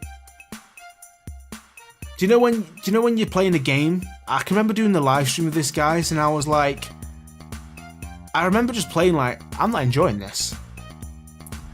And you know, it's so harsh. I know it's harsh, and I don't like speaking negatively of the game, but I'm just being honest. And Over Magica didn't do it for me, unfortunately. So for me, it's going down into C, I believe, and it's actually probably going to go here. It's going to go down here with C. The game's, it's probably got potential. I played it once, maybe twice, and never played it again. And I know some people might like it, but for me personally, it's down in C. It can't be in D because, yeah, these are games I really don't like. Over Magica just wasn't hitting it for me. But I think I played it and enjoyed it more than these ones. So, yeah, we'll go there. Okay, next up on the list. Oh my god, it's an absolute banger. We've got Kinseed, baby. We've got Kinseed. You guys know my love for Kinseed. When did we do this then? It was here. We revisited my favourite whimsical farm RPG. So at this time, I actually didn't play Kinseed for quite some time. We took a lot of time away, but as you can see, we did a 4-hour and 30-minute stream on it. Should have only been a 2-hour stream. I was hooked, because this game is fantastic. So this game is designed by the developers, or some of the developers, from the Fable series. If you guys ever played Fable on the Xbox, very whimsical, very funny, dark humour. Yeah, if you played Kinseed and Fable, you'll know the humour in the game is really good and funny. But the gameplay, I followed this game years and years and years. I was actually one of the first ever people to play like the Kickstarter, like a Kickstarter version. It looked completely different to what it does now. It was a completely different art. But I tested it out, and I was making videos on this, guys, probably 5, 6, 7 years ago. It was insane. But the visuals of this game is stunning. The pixel, just the environment, the atmosphere, the story, the characters are amazing. The gameplay, you can basically, you get married, you can have kids. There's an age system in the game, so every year goes by, you age in the game. You can eventually die if you don't have any kids or family. And then you end. You've got to kind of grow the family tree and pass down the generation so they can take over. What happened to Poppy? Yeah, you know. So yeah, but you can run a shop, your own business. Oh my god, it's so good. It's such a good game. A lot to do. I need to play this even more. But yeah, it's really, really good game, guys. For me, it's definitely in my my S tier. I think when we did this stream, we ended up getting our own shop. Look at a little doggo following us. But a lot of exploring different regions. There's combat in the game, there's fishing. You can do some mining, of course you can farm. You can have animals as well.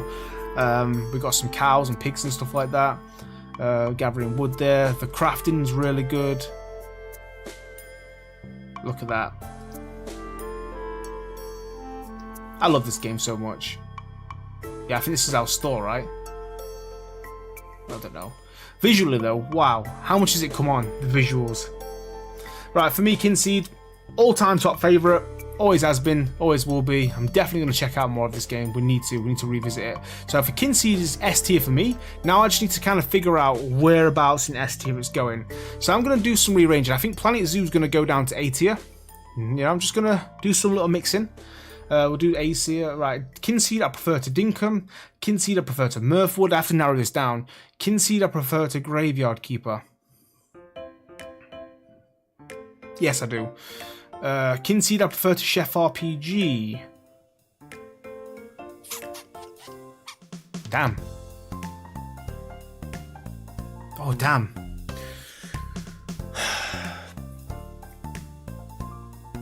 I think I do. For now. I do for now. Fields of Mystria. I do. Top 3. Fish Lips, you guys know. Okay, yeah, I know Kinseed was always going to be my top 5 anyway, because it is. It's in my top 5. Kinseed's my top 5. I'm just Graveyard Keeper. I always thought Graveyard Keeper was in my top 5, but I think Chef RPGs took over that recently. Fish Lips making it S tier for him. Fish Lips, oh guys, she's still addicted to me. She don't leave me alone, she stalks me and everything. She wants to kill me. Do you remember when we went on a date with her and she was talking about death? Oh my gosh, she's so scary, so weird. Yeah, I'm gonna put Kinseed in my top 3, guys. Back in the day, it probably used to be like number 2, but Traveler's Rest just took over it. I love Traveler's Rest. It's just, yeah, it's got me. Okay, next up on the list is Love Ghosty. You guys remember when we did the stream on this? Here it is. Who remembers this stream? Who was in the stream? Let me know in chat. Who was here? Say I was here, if you was here. Now, this is a completely different genre. Okay, this is not really a farm sim, farm RPG. This was more of a story-driven life sim. This is kind of like a hotel. You play as a ghost, and no one can see you, of course. And you have to kind of like make these people who live in the hotel, you can like set them up. You're like a matchmaker. You try and make them fall in love, and it's up to you who you decide go on dates, and who become a couple. And you can kind of like ship anybody. So there's different animals, or like look at the elephant here. You know what? It was so fun. It was such a fun game to play. We did it once. We completed it actually. But look, like these are on a date, and you've got to kind of pair them up and match them up. And there's different personalities, and you've got to try and make sure that they actually go together. Like, are they into the same things? Do they have the same interests or hobbies or personalities? And you've got to kind of get it right. And we did end up doing the whole stream, 3 hours and 25. Oh, look at this. We put Wobbles and I forgot your name together. And the story was amazing. It was a really cute game, just a one-time game. Apparently you can replay it, and there's like, you can ship different people together and stuff like that. But yeah, we actually ended it, and you know what? It brought a tear to my eye. I don't want to spoil anything at the end, but maybe you should go and watch that. Very beautiful game. The story was, honestly, well made. hats off to the developers on the story of that game. Really touched the nerve. Super cute. But for me, like I said, I only played it once and I never played it again. But for a one-time game, it was good. It was good. I think I might just put it at the end of B. Put it at the end of B. Sunnyside. Yeah. What'd you say, guys? What do you say? Sunnyside? Does Sunnyside go in front? Or Love Ghost to go in front? Complete different kind of game though, really, isn't it? So I didn't play Sunnyside at all. I did a one stream, one video, whatever it was. Yeah, maybe Sunnyside stays in C, because I was disappointed. It kind of let me down, Sunnyside did. So I'm going to go with that. Next up, we've got Critter Cove, baby. Critter Cove. We actually did this on a members-only stream first. I checked out Critter Cove on this member-only stream here. So if you was a member, you managed, well, you was lucky enough to see me play it for the first ever time. But then we did revisit it, as you can see. There's another stream here that I did for everybody. Very similar to My Time at Portia, as you can tell from the title. If you guys know My Time series, My Time at Sandrock, My Time at Portia, a bit of Animal Crossing as well. You've got a little boat, you can sail to different islands, there's villages that you've got to bring back and make sure, well, you've got to try and make them stay on the island and rebuild this deserted tropical island and try and get it thriving again. So have tourists and visitors here. You got to move them in, and yeah, a lot of crafting, a lot of exploration, a lot of survival. We created our shark character here, look. But look how beautiful this is. You can just get a boat, set a sail, try and find different islands around. Very unique game, and it did remind me a lot of My Time at Portia and stuff as well. It really did.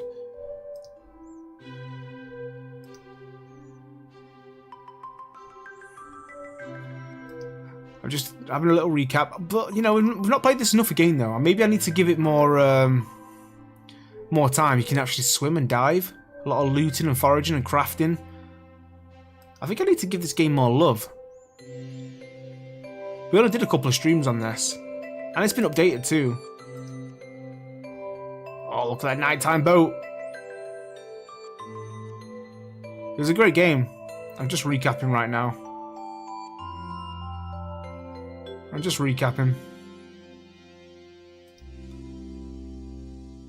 Macho, I remember this guy.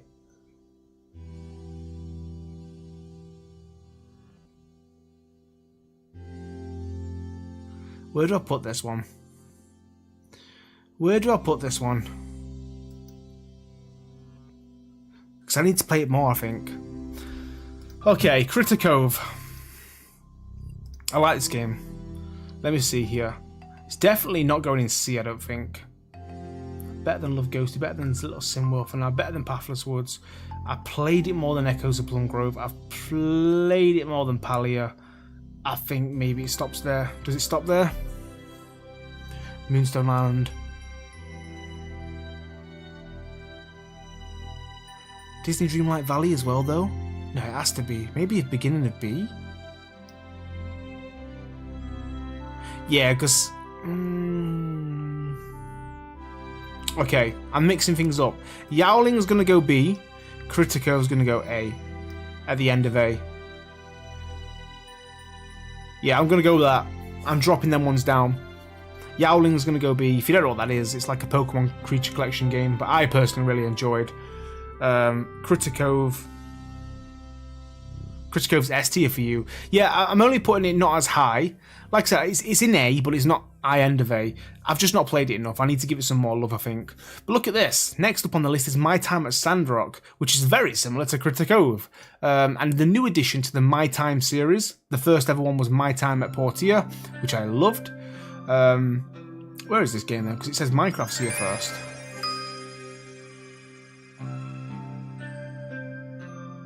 Where's My Time at Sandrock? There it is. It was actually before Critter Cove, unfortunately. I got messed up there. Okay, so... Queen Shark, Justice for Palia. Oh my goodness. Guys, get her out. Ban the guy. 10 months membership. Why is that not more, guys? Imagine your own fiancé not being a member more than 2 years. Is crazy, right? Okay, My Time at Sandrock next. So, if you don't know what this game is, it's like an open world, apocalyptic, farming life sim. You've got to kind of rebuild up the desert, like the apocalyptic town. But this game was set in a desert wasteland, whereas My Time at Portia was a little bit different. Very cool game. These are addicting. These are addicting. And you know what? My Time at Sandrock is very, very good. It's a very good game. Look at the sandstorm coming through. If you know, you know. You can farm in this game. You can date and find love. A lot of villagers and people to speak to. A lot of questing. A lot of crafting, exploring. Just getting to know the locals.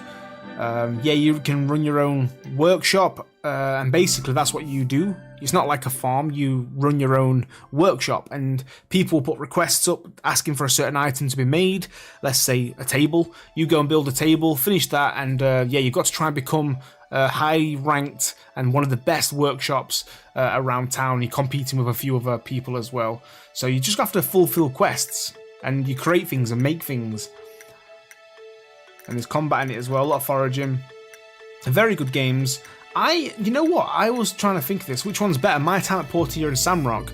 And I actually do think Sandrock's better. It's one of them rare occasions where the second version of the game is actually better than the first. But that's not to say My Time at Portia is bad, because it's great. But they just did so much more in Sandrock. They elevated it. They made it so much better. Have you guys seen the new one that's coming out? What's it called again? What's it called? My Time at what? I forgot the name. They've completely changed the visuals though, right? Guys, we'll watch the trailer. What's it called? Evershine.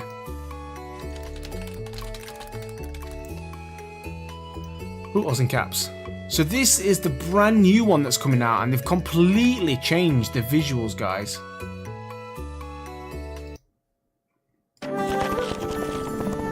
Look at this. By the way, love the team at Pathia. Amazing, guys. Look at the visuals of this.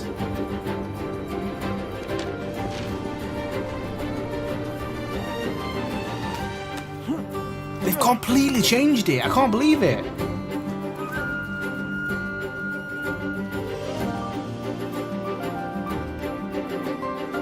It looks like a completely different game.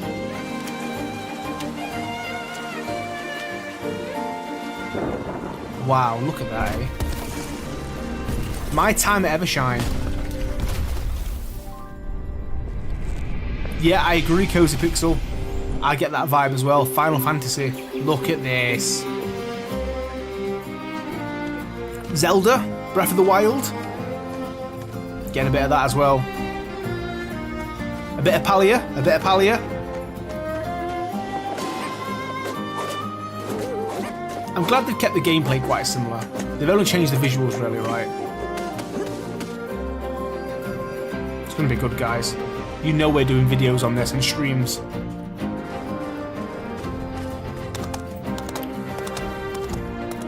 It looks so good. Look, building up your own house here. Is it going to be a workshop still? You're building up the town. Full town, it seems, this time.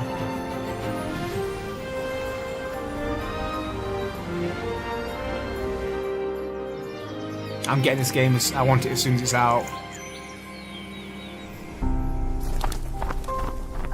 Look at this. Beautiful, beautiful world. I love the environment and the world and the map.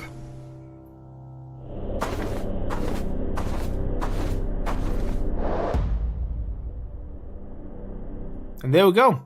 So it's currently on Kickstarter. They've done this with every other My Time at Portia, My Time at Sandrock. They always seem to start them on Kickstarter. I'm not sure if there's a reason why. I personally don't think this game needs to be on Kickstarter. It's going to do well. People are going to get it. It's something to do with, obviously, they want the funds to make it the best game possible. I think it's smashed its goals already, like, massively. I think it's made millions. So, yeah, this is the next game that we hopefully will play very soon. But for now, let's rank my time at Sandrock, the one before this. I think it's better than Portia, and I think Evershine's going to be better than Samrock. They just get better and better, and the developers are amazing. Now, for me, this is an A game because I have played it more than Critter Cove. I played it in my spare time quite a lot. It's amazing on the Steam Deck as well, by the way. I've played it more than Little Known and Core Keeper. I think I've played it more than Coral Island, and I do enjoy it more than Coral Island, but it stops there for me. It's an A tier game. It's going to go before Roots of Pacha. Like I said, I do play this game a lot in my spare time. It's really well made. The gameplay is smooth as hell. The visuals are stunning. And it's just a good game to play. I need to still complete it. I really want to get to the end of that game. So I think, yeah, that's a perfect rank for that. That's a perfect spot. Next on the list, guys, is Minecraft. Minecraft. Yeah, we did a one-off stream of this game. I just fancied playing it. We set out to start a brand new series that I was going to stream once every week or two. A survival island. We started on a little island. And was trying to survive. I mean, Minecraft is an absolute classic game, right? Yeah, but if you don't know, I actually got hacked. After the stream, I think I accidentally leaked my email address or something happened, and I lost my Xbox account that was linked to Minecraft, and I lost Minecraft too. The account that is linked to this, I got hacked. I can no longer access my email address, my Xbox account, or my Minecraft account. I have lost everything, so I was going to continue doing this. We even had some mods as well, but sadly, I lost it. It's gone. So I've got a brand new email, a brand new Xbox, and a brand new Minecraft account. So I couldn't even complete it. I couldn't even finish this off. I got hacked after this. But of course, guys, Minecraft is a special place. It has a special place in my heart. I love this game. I've actually been playing this recently, believe it or not. Yeah, I've been watching a lot of Minecraft streams, and I've also started my own world on the Xbox, on my new Xbox account. And yeah, I've been really enjoying it. It's, my God, what a cozy game.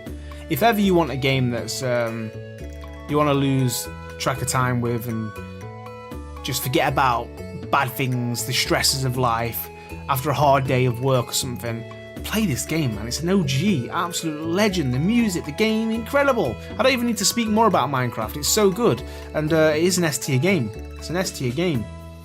Where do I go?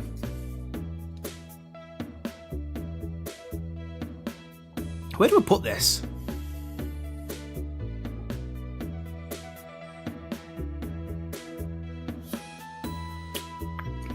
I mean, I prefer Stardew Valley. I prefer Traveller's Rest. Do I have to put this in top 3? Does Minecraft go top 3? No, Kinseed. Doesn't do it for you. Yeah, you either love it or you hate it, right? It brings back so many memories, guys. I played this game so much. Oh yeah, don't play on hardcore.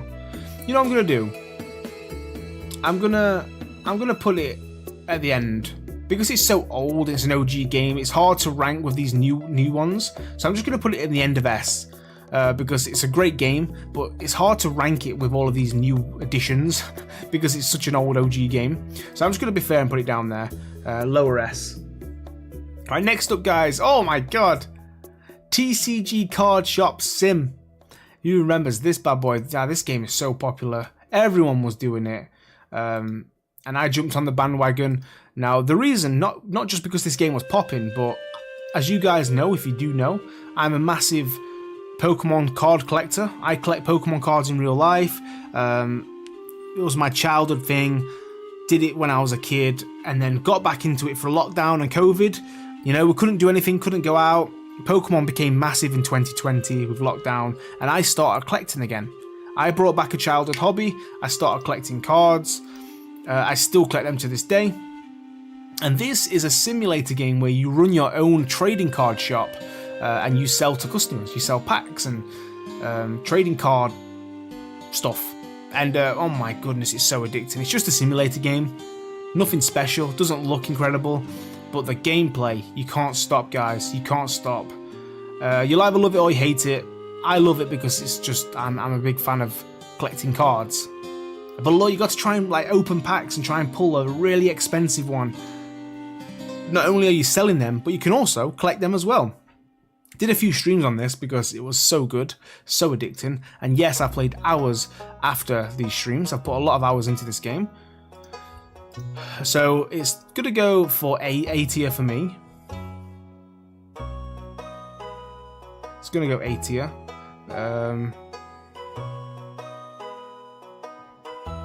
Gonna go bang in the middle. I love that game. My husband has people coming in asking for $1,000 for their card. That's insane. Who plays that game, by the way? Anyone else play TCG Card Shop Sim? Or does anybody else in the chat collect Pokemon cards or any trading card games? Yeah, it's better than Samrock. Just for me, Elizabeth. I've played it. I'm trying to rank this on how much I've played these games on hours. I've played TCG Card Shop more than Sandrock, Coral Island, Core Keeper, but I don't think I've played it more than Roots of Pacha, so that's what I'm trying to rank it as on playtime. Star collects Magic the Gathering, nice. Yeah, new, it's just on playtime. Of course, Sandrock might be a better game. It's hard to play because it's different genre, hard to rank, but on hours playtime, I put more hours into TCG Card Shop. I'm trying to make it as fair as possible on playtime.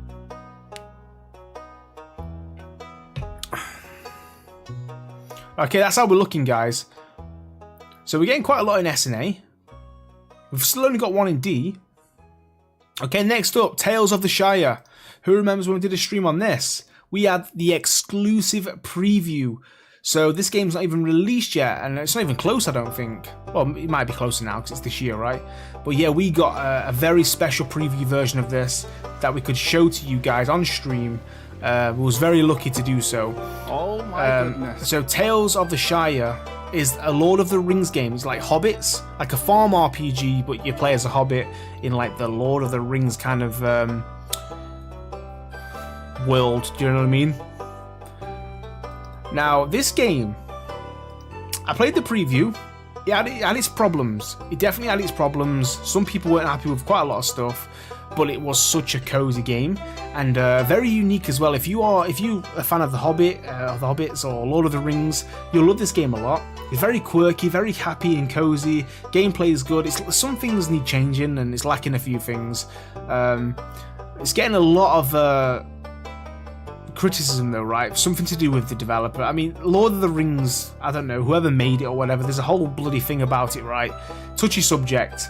Don't really want to get into it too much. But if you're just rating the game itself and not going into all that back stuff, it's like Hogwarts Legacy, right?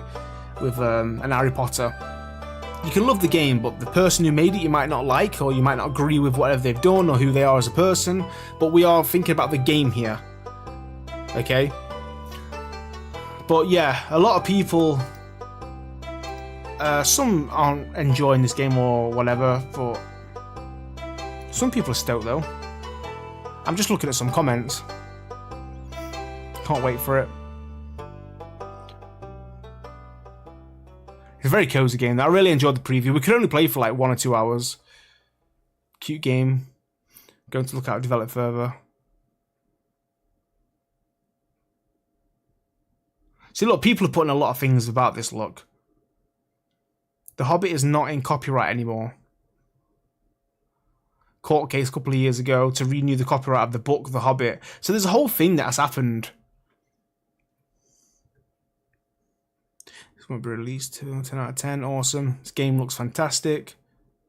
I'm just thinking what people are... I'm seeing what people are thinking about it. A lot of people saying it's cute. Excited to play it.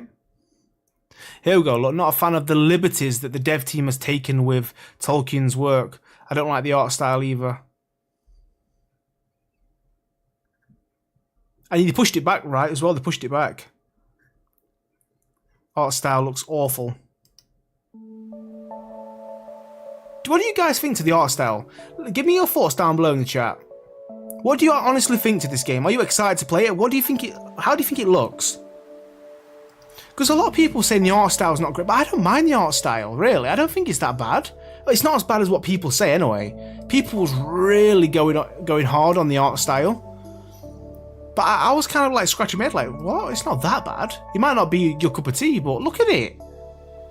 It's a good looking game. Some people aren't happy about the way the Hobbits look. know. I think it's a good looking game. I'm interested. I'm going to play it when it comes out. I don't know what to think of it. Obviously, it's hard to rank this one, guys, because we've only played it once and we did a preview. So I'm trying to rank this just on a couple of hours. So it's a really hard one. For now, I'm just going to put it in B. I might just put it somewhere like... Just because it's got a question mark on its head. And I don't really know what to do with this yet. I'm just going to put it at the bottom of the B. I don't really know. It's a hard one. We'll have to revisit that one another time. It's hard to say because I've not given it enough time. And it's not even here. It's not even here yet, is it? So, we'll see. I'll definitely play it when it comes out. Okay, next up, guys, we've got Bloomtown, A Different Story. The game made by the same developers as Graveyard Keeper. So, we did... Yeah, it is. I remember when I did a few streams on this, people really enjoyed this game. And you know what? So did I. The Graveyard Keeper developers just know how to make a good game. Like the gameplay, the animations, the story, the dark humor, the like comedy that's involved with it. Really good games. So this is, it's hard to describe this game, but if you are a fan of the Stranger Things Netflix series, that's how I can describe this. You're a bunch of friends trying to save the neighborhood. There's a whole thing where there's like an upside down, so like the underworld. There's like loads of monsters and creatures that are kidnapping children, and all the kids are going missing in this little town, and we are kind of trying to like crack the case of what's going on. And it's just so well made. If you're a big fan of that kind of series, it's such a fun game, and it surprised me because I didn't know what to expect with this game, but I couldn't stop playing, and we had some fun with this. We did quite a few streams on this one, put a lot of hours into it. So the combat as well, it's like a turn-based combat. Very similar to what I've seen in a few other games that we've played. But look at the visuals too. This was an alpha version that we played here, and then we ended up playing the full release as well. But yeah, very quirky, very cool game. The sound effects, by the way, and the music were 10 out of 10. Really, really good. I enjoyed this game a lot. Like I said, it might not be for everybody.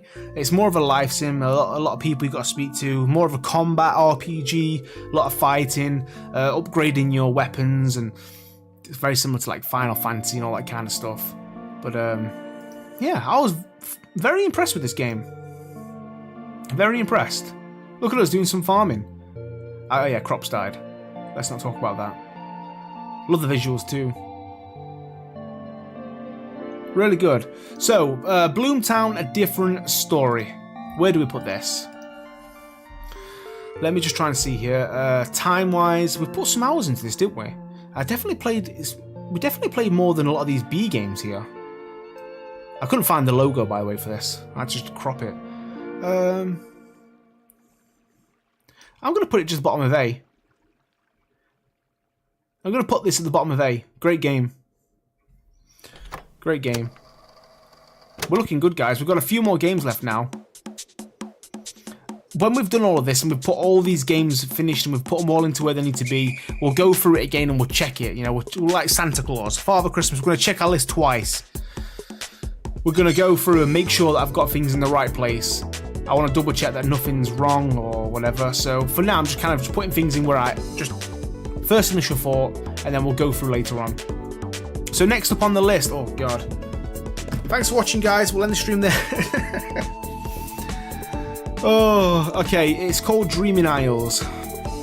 I think you guys already know. This song is a bop too.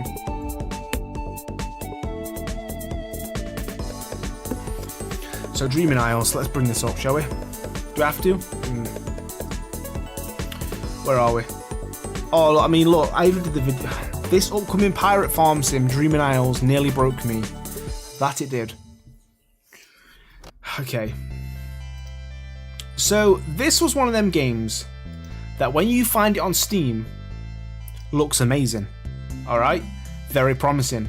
The screenshots, the graphics, the visuals, the way they described the game and explained it, it looked amazing.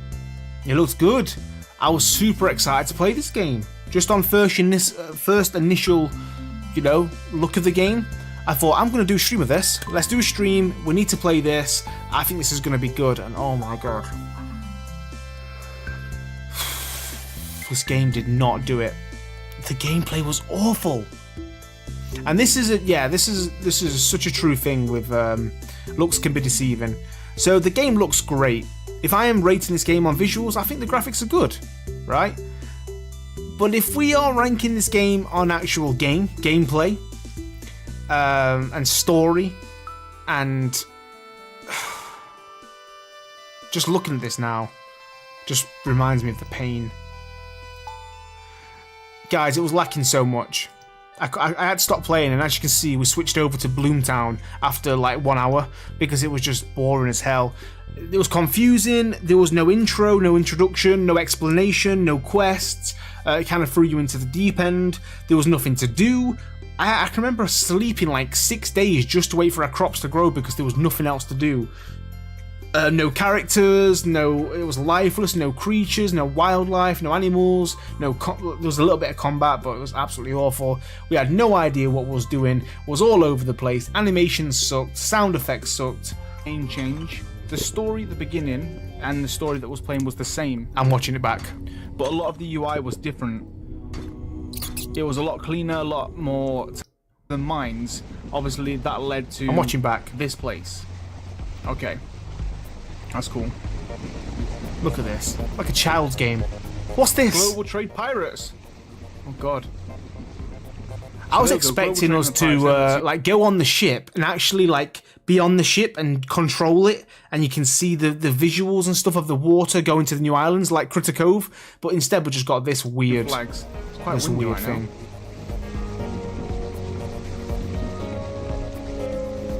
It's just so boring. Oh, we could do some farming on the boat. You have to watch it That's cool. to realize how bad this game is. So guys, if you're not noticed, there's a map. This game is going in the bottom tier. We're here.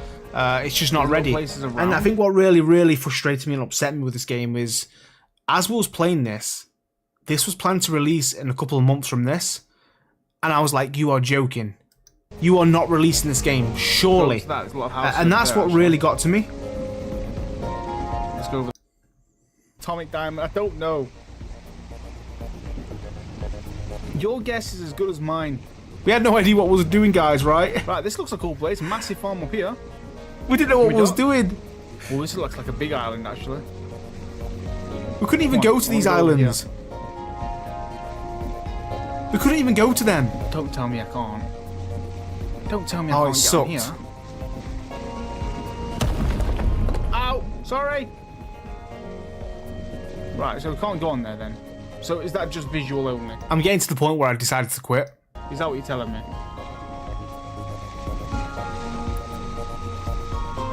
There's no dock. I can't dock up on here as well. Guys, watch the pain with me. Oh, it's sucked in it. It's sucked. Like a mobile game. So slow. I was getting so frustrated. Oh yeah, then we did this weird game. Okay. Weird game. So that made no sense. I'm really confused. What do we do? What was all that about? Oh, it's now night time. Right, let's go. This seems like a big trade point down here. Are you ready? You've got to select a card. Are you ready for me to quit the game? End on 2? I don't know. This is where I really go angry, I think. Oh. We couldn't even go there. The one place that had a dock, we couldn't even go there. So I can't even get in there. We was literally just on water. We could not go anywhere. Pirates there, great. So where do I go? Game, what do I do? I'm getting angry. Where do I go? Oh, Newt, that's right. Yeah, we played a tavern game that was just as bad. What was that called? I should have put that on the list. Oh, that was terrible. That would have been in the bottom. Oh, yeah. I'm trying to keep crashing. I'm trying to destroy the ship at this point. Can we go here? Scythe? I think we could actually go to this place. But this is where, like, the island had nothing. It was dead. If you just Joe, we're recapping on a game called Dreaming Isles that we played that was not very good, and yeah, we're about to rank it. I wonder where it's going to go. Hello. The game looks good though. Pirates. But look, it just made no sense. Friendly. We're currently not there yet. Do you want some fish? Some mushroom? You're not there yet. Okay. Still neutral. Great. I was so trying my best to play this game and get through it. It's down here. Okay, Guys, I was dying inside. Alien Tail. No, I don't think it was that one. These very, very Magic Inn, that's it. Buildings with not a lot in them. The shop is closed right now. There's a few games I missed, to be honest. You're in bed. I'm guessing it's late and I've not got a bed. Can I sleep on the ship? That'd be cool. You know what? We'll go back to that tavern game, and I'm gonna rank it as well. Oh, guys, look at this though. You couldn't do anything. This was all visual. I don't know when my brother became so lazy. He used to be a sailor, but now I'm trying to play the game,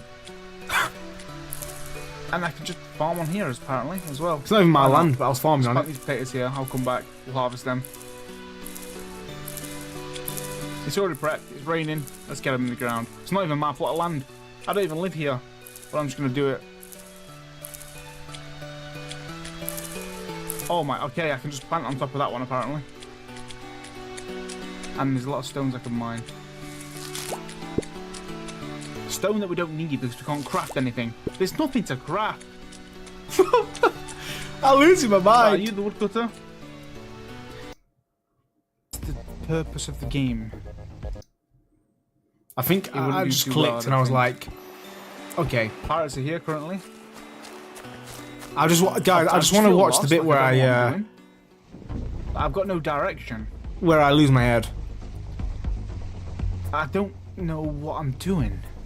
You ready? What is the purpose of the game? I don't know what to do. Oh god.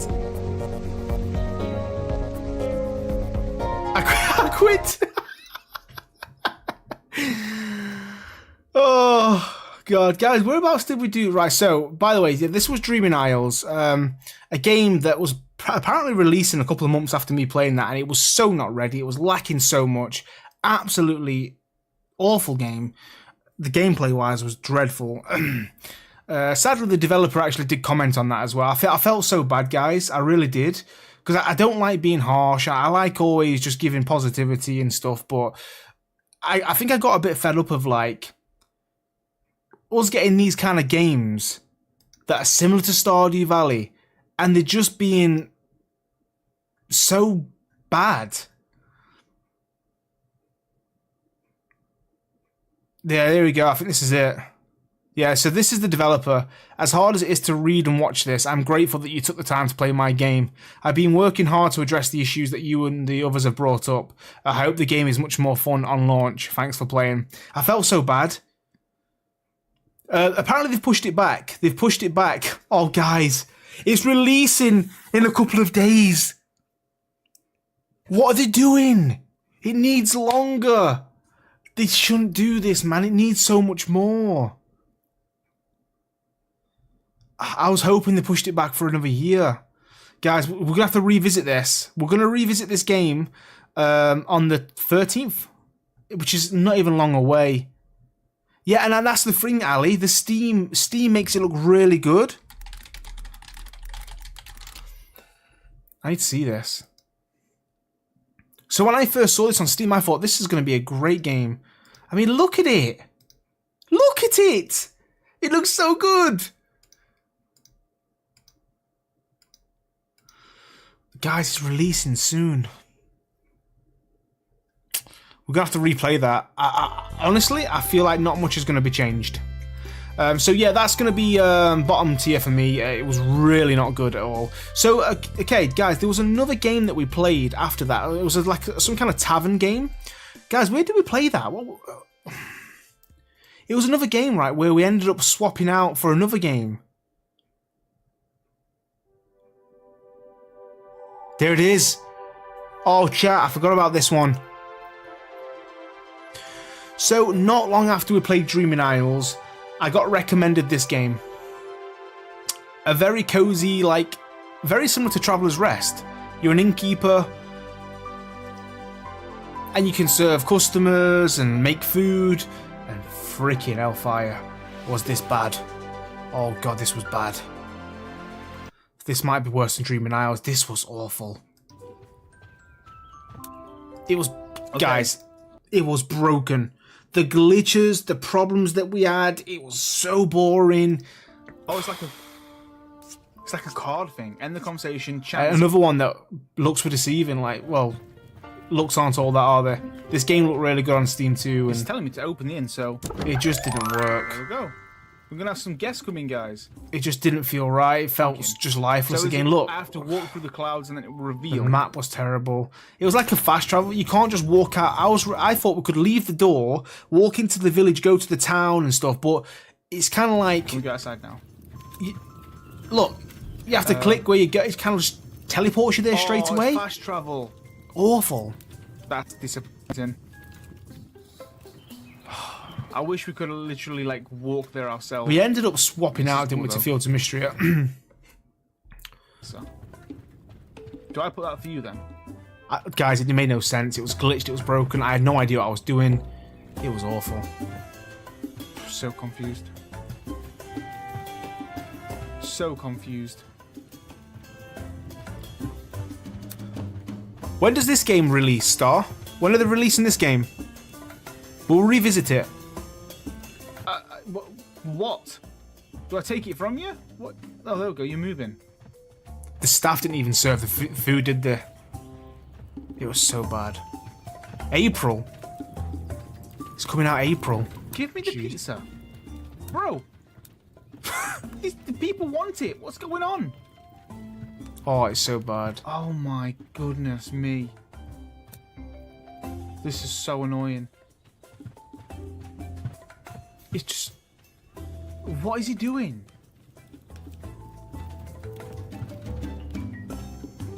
Oh my god. Freaking This hell. pains me to watch back. Look, there's not enough. So we've not actually. I've completely forgot to add this to the tier list, right? But if I actually managed to add this in and I remembered, it would also be down in D, guys, called Magic Inn. It would be probably the worst one. Magic Inn. I forgot to add it. I completely forgot that we played this game. It was that bad. I forgot we played it. Doesn't let me cook it. I can only prepare food. You've got the pizza and you're not doing anything. I'm losing my head. Just walking up and down. Customers are leaving. What a joke. What a joke. So yeah, I forgot to add this to the tier list, but it would be at the bottom, guys. It was really, really bad. Magic Inn would be down here in D. I need to add that to this list, and I will do that when I'm done, because I can edit this. And I'll put it back on there. So that would have been down there too. I'm glad you guys reminded me of that one, because I completely forgot. So next up on the list, I think I've just seen it. Oh god, I broke it. No! I've gone all the way down to my live streams, apparently.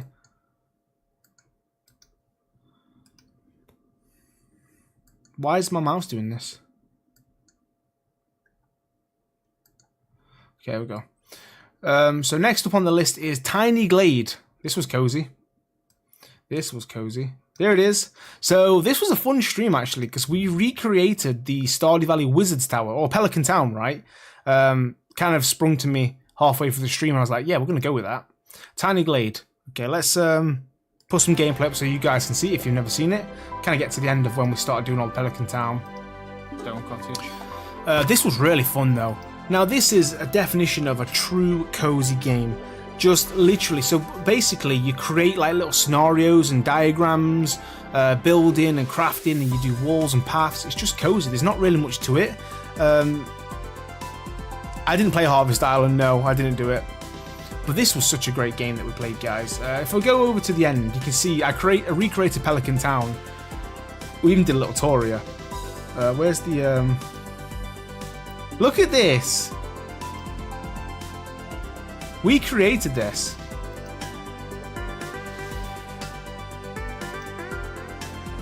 So you can see, look, we've got the Wizard's Tower down here.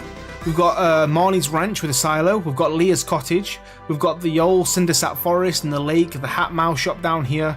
We recreated the all of this. It was super, super cool. I really enjoyed doing this stream.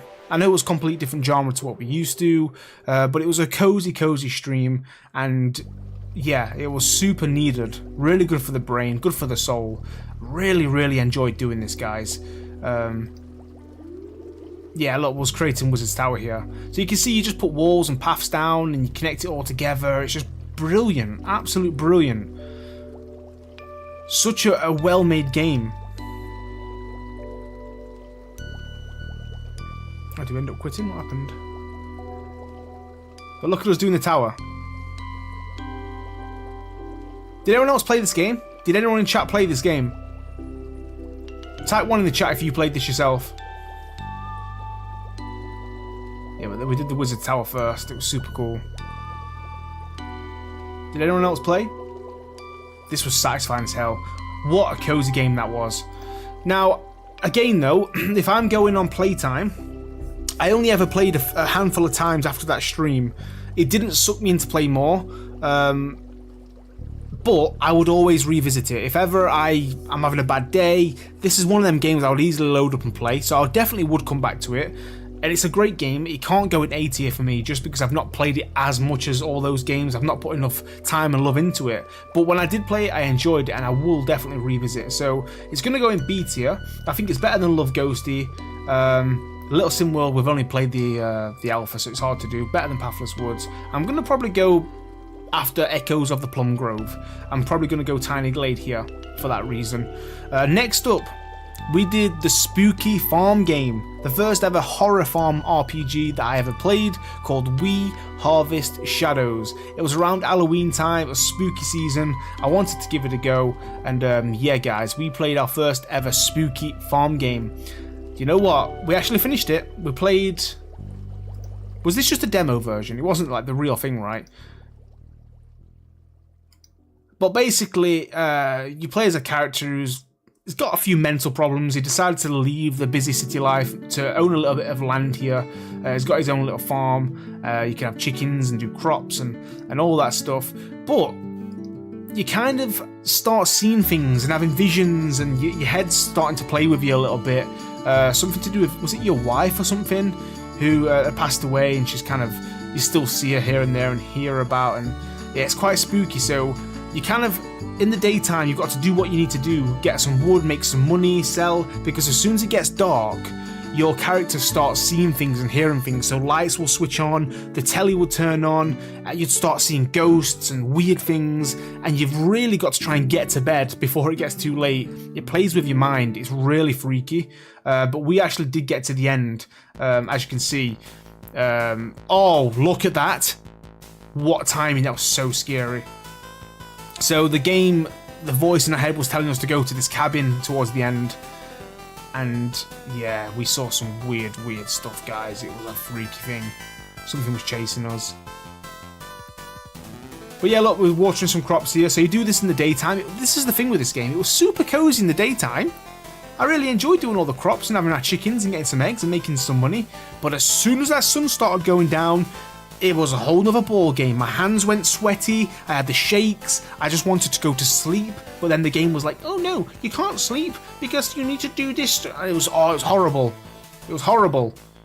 But we did it, we completed the actual story of it, so super cool game. Again, it was just a one-hit wonder. We played it once, we never played it again. I enjoyed it, it was okay, but for me it's going in C. I'll probably go like here. C game. Played it once and that's it, you know. Play down there.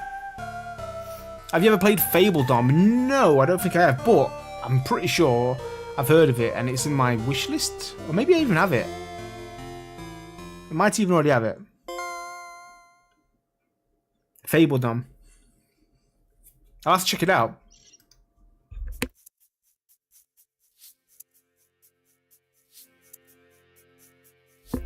Okay, so next up we played the two Story of Seasons games.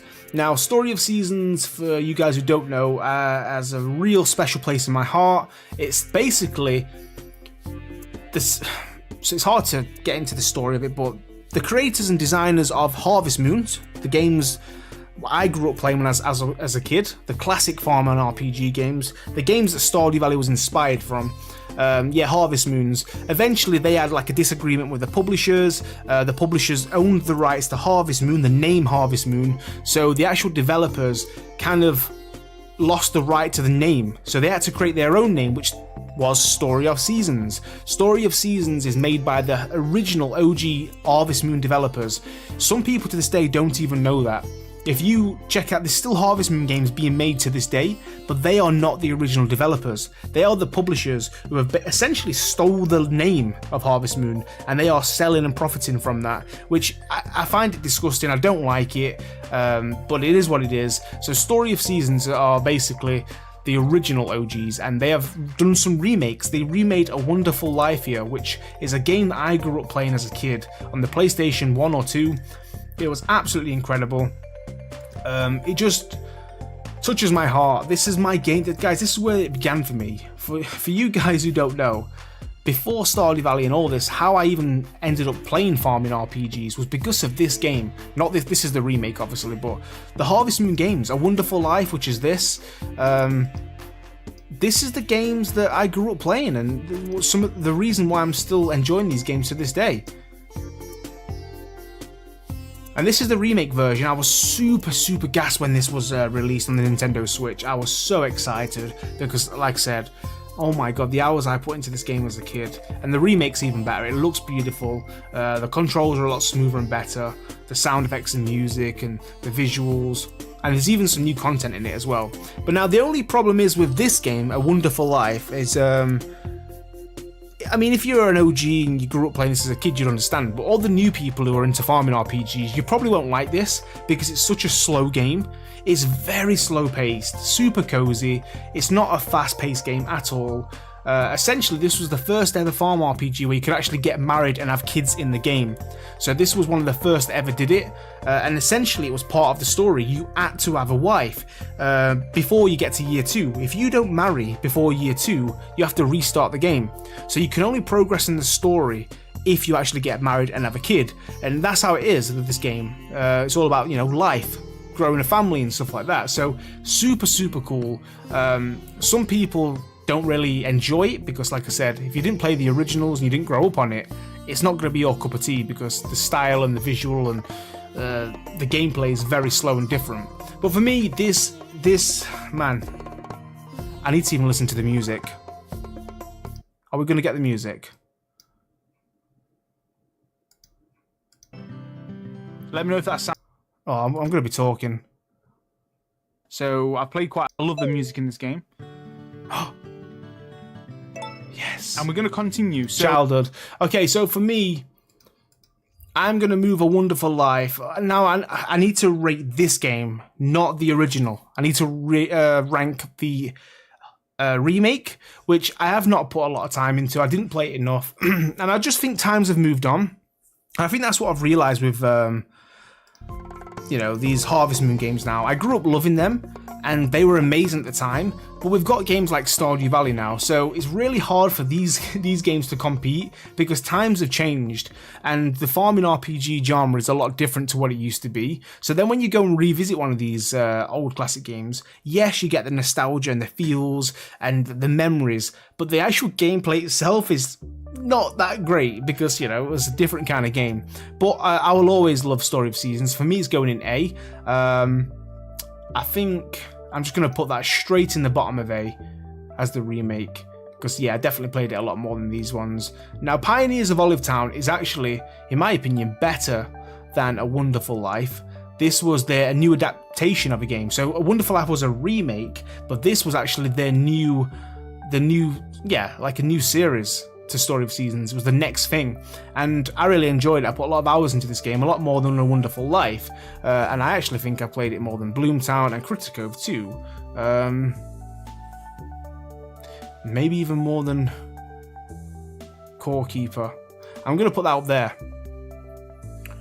Yeah, I played this on the Switch quite a lot. We did a few videos on this as well in streams, and even in my own time, I put a lot of hours into this. So, Story of Seasons Pioneers Olive Town is going higher up. And the reason that is because this is a remake. Of course, they had to kind of keep the same things as from back in the day, which, like I said, is a lot slow. But with Pioneers of Olive Town, they could do some new stuff.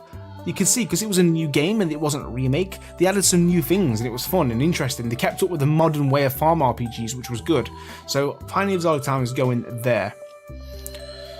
Okay, so whereabouts are we now, guys? Next up, we've got Lightyear Frontier. This is taking a long time, isn't it? So yeah, there's. Oh, by the way, yeah, this is Pioneers of Olive Town. We also did this in the stream not long after A Wonderful Life. So that's what this game looks like for the people who don't know. Great game, by the way. You could sink a lot of hours into this. Beautiful game. Gameplay is awesome. Story's good. Characters are amazing. I love the visuals of this game too. Look at the characters. The 3D. Reminds me a lot of like My Time at Portia. You know, the style of the game. But super cool game. And it does bring back a lot of memories too. So this was Olive Town. But next up we're doing a Lightyear Frontier. We did a one-off stream on this, right? So this was a game that came out for quite some time, but I never actually played until we did this stream. This was my first ever time checking it out, finally, after so long. Yeah, open world farming RPG. You've got these giant mech suits. Very cozy game, by the way. There's no like combat or anything like that. It's essentially just a pure, cozy, relaxing game. Even better with friends as well. But I've not really played it enough. I did this one stream. I thought I was going to play even more, but I didn't. I kind of stopped with this.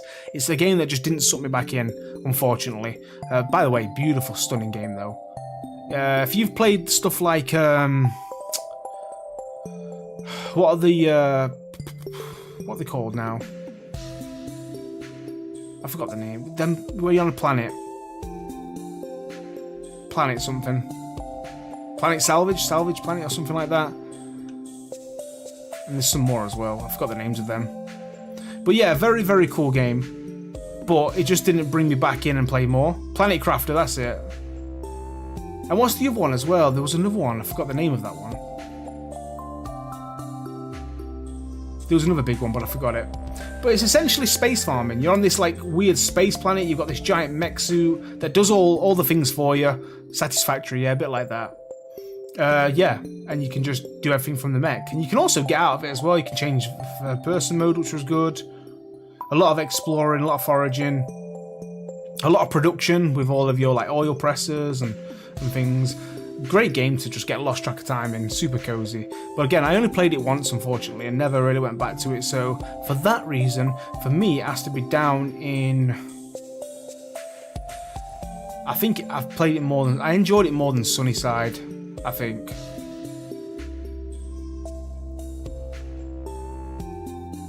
Little Tales. Yeah, I'm going to go down into C.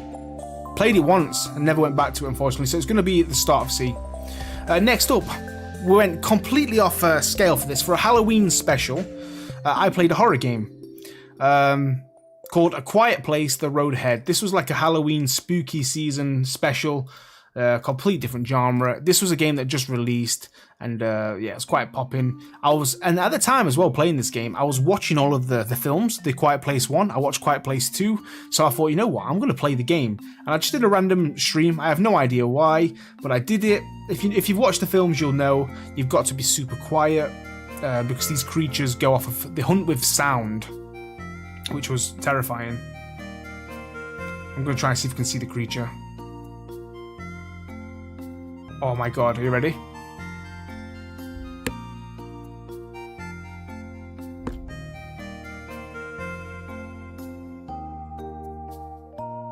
Oh, where was the creature? I was getting hunted. I want to see it. Wasn't it somewhere down here? Where was it?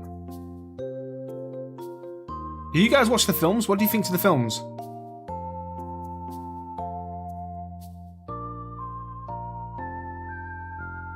Oh yeah, so when it was all kicking off. Someone made a noise and the creature came, and this is where it was hunting you. This is where you have to be super quiet at this point. I want to see the creature. There was a bit where it like walked right by us.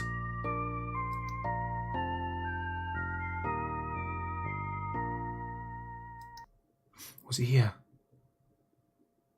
Look how dark it is. It's awful. It was super dark. Oh, I don't know where it is. Oh, awareness.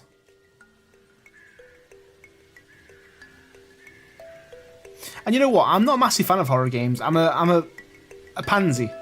I'm such a big baby when it comes to horror games. I can't play them. I get so scared.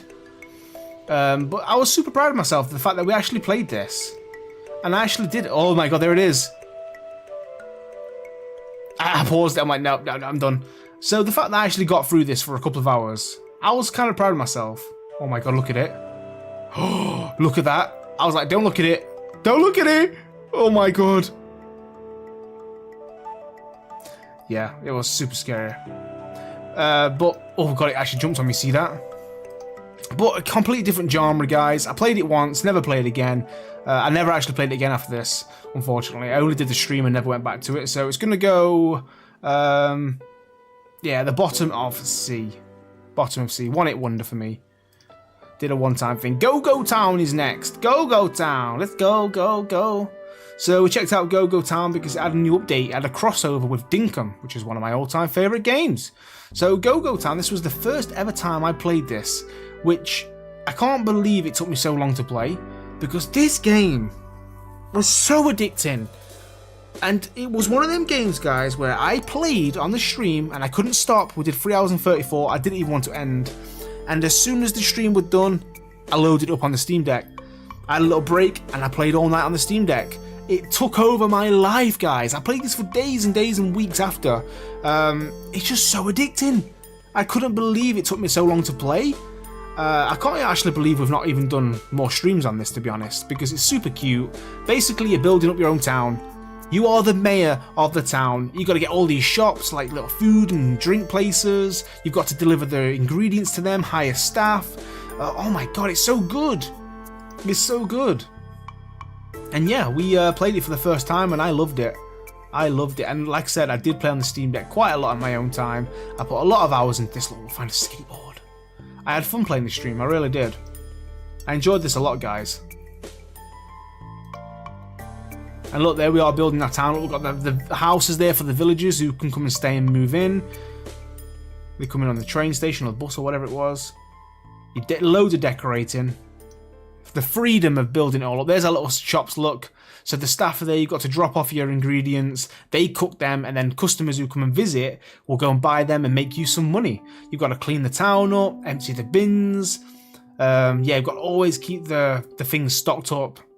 So good, right? I'm going to play this more. This actually makes me want to play the game again, and that's why I know it's a good game. The fact that I'm looking at this thinking, I want to play. So for that reason, Go Town is quite high up for me. And if I'm going to go through here, so it's Tail Shy, Love Ghosty, yes, better than that, better than that, better than that, better than that. I enjoy it more than Palia.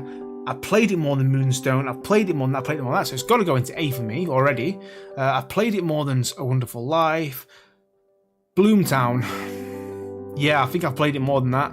Critico, I've played it more than that. I've actually played it more than Little Known Galaxy 2. I've played it more than Core Keeper. I've played it more than Olive Town.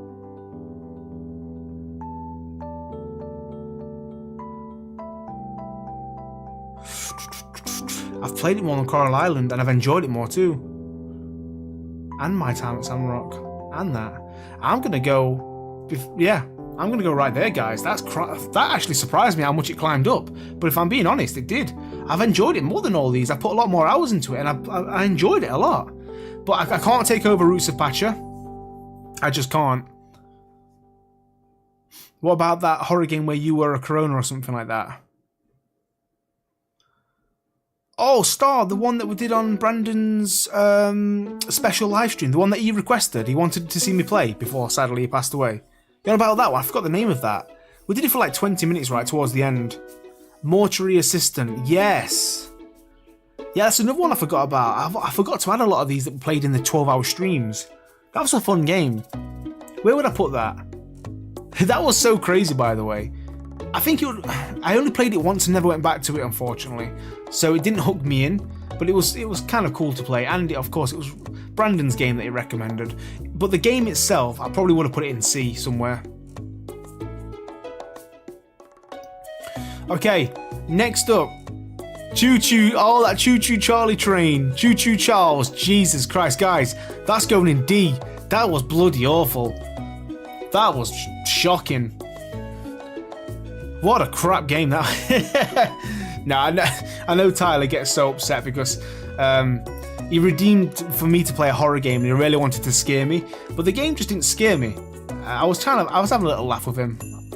I don't know if he got upset by it, but I was only joking. But it was more funny game than scary. It wasn't really scary.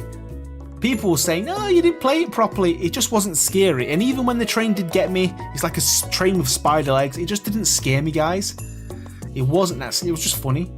Right, next up we've got Farming Simulator 25.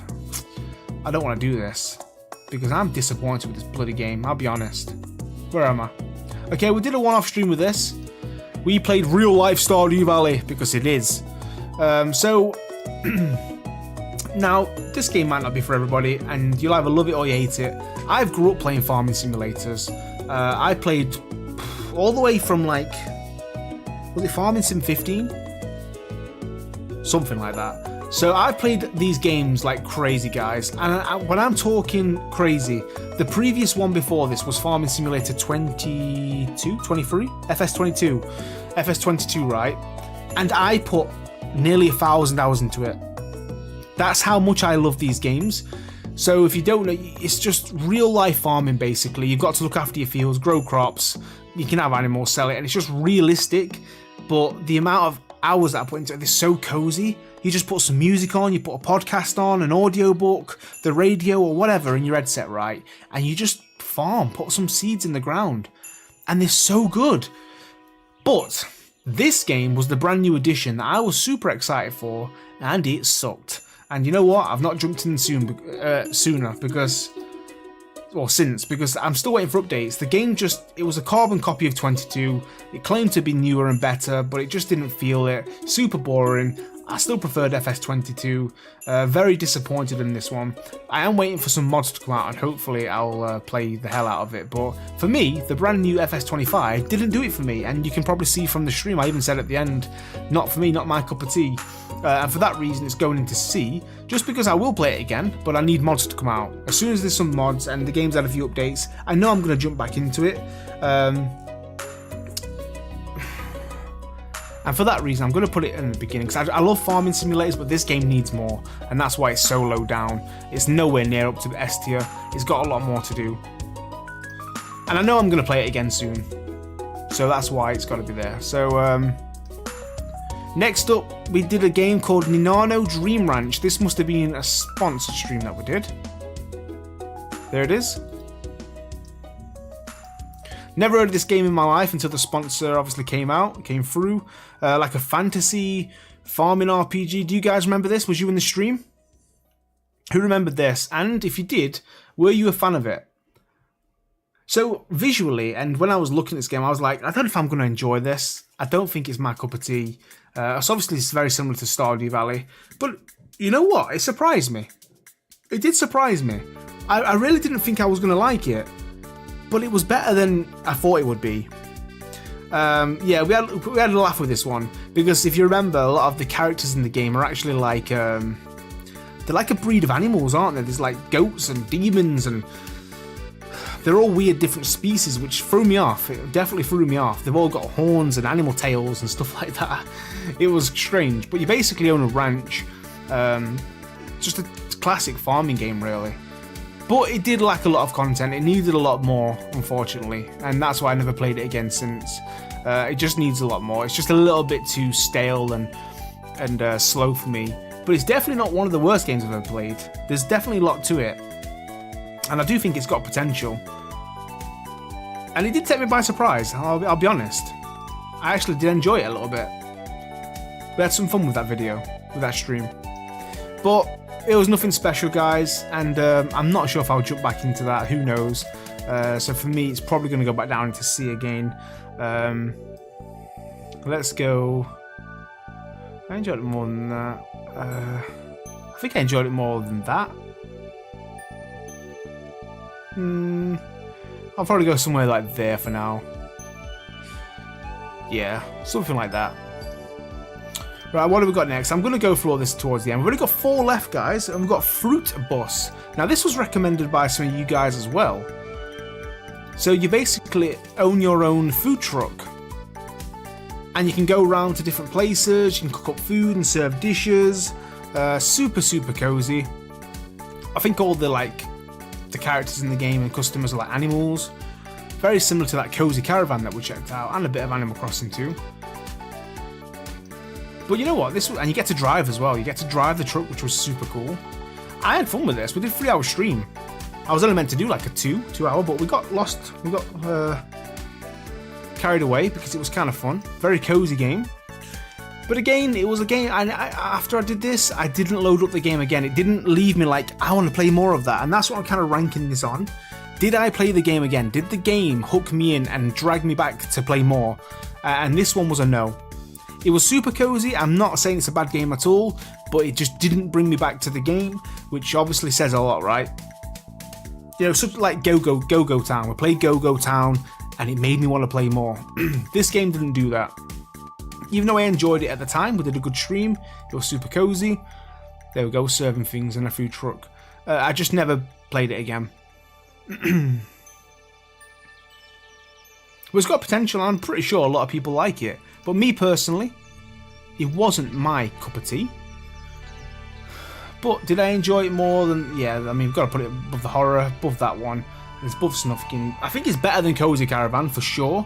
And I think it's better than Ninano. I'm going to put it there. I'm going to put it there. Okay, guys, 3 left. 3 left. We're nearly there, guys. Strap in. Strap in. What do you guys think so far to the tier list? Am I far off from what yours are? Is there any that you can't believe that I've put there? Or is it quite okay? Obviously, this is my personal opinion of the games I played this year and where I rank them. But next up on the list, we did was a sponsor stream here, Mythwrecked, towards the end of the year, which was this. This was a crazy game. I had no idea what this was going to be like. It took me by surprise. Very unique. Very, very unique. You were shipwrecked on a magical, mythical island, and there was like Greek gods on there, as you can see. Yeah, it was crazy. I mean, the game was pretty cool, very interesting. But I don't think it's for me. I don't think I'd play more. Even though I had fun playing it, and it's always nice checking out new games, and I really appreciate sponsors reaching out, asking me to play their game, to show them off. That's what it's all about, right? Can we find any hidden gems? Can we show off some games that you guys might like? And just from initial, because all I get to see when a sponsor comes through is just some screenshots, really. So, and I just saw this stranded island mythical thing, and I was like, you know, let's give it a go. What's the worst that could happen? But for me, yeah, it was a fun stream. We had a laugh with that one, didn't we? We had a laugh with that one. We had some fun with that one. But where did we go with this? Again, it didn't blow me away. It didn't make me come back for more, which is expected. Some games do that, some games don't. You know, we've all got our own preference. We're out here trying to find the top games, hidden gems. This one wasn't for me, unfortunately. But I'm gonna go down here, bottom of C, and the only reason is C is basically where I played once and never played again. It didn't bring me back in. D I really didn't enjoy, and there should be 2 more down there, but sadly I forgot to add them to the list, which we've just been over.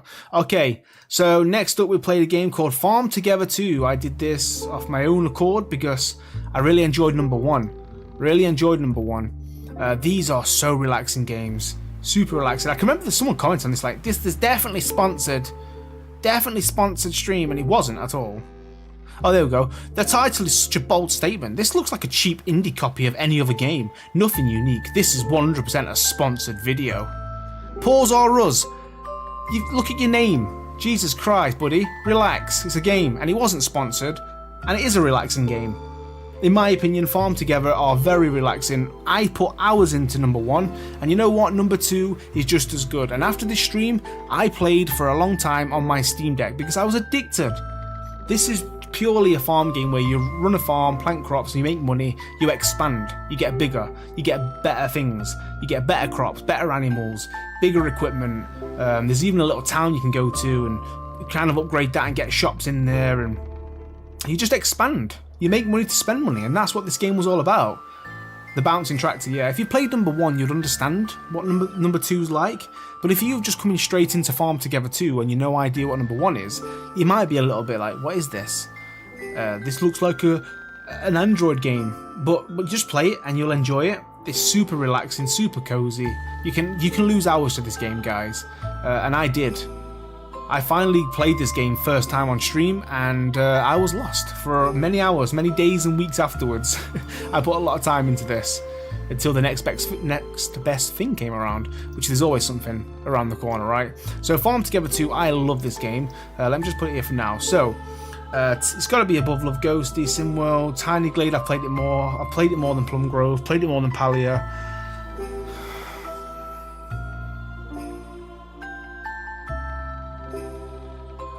I think I played it more than all of those.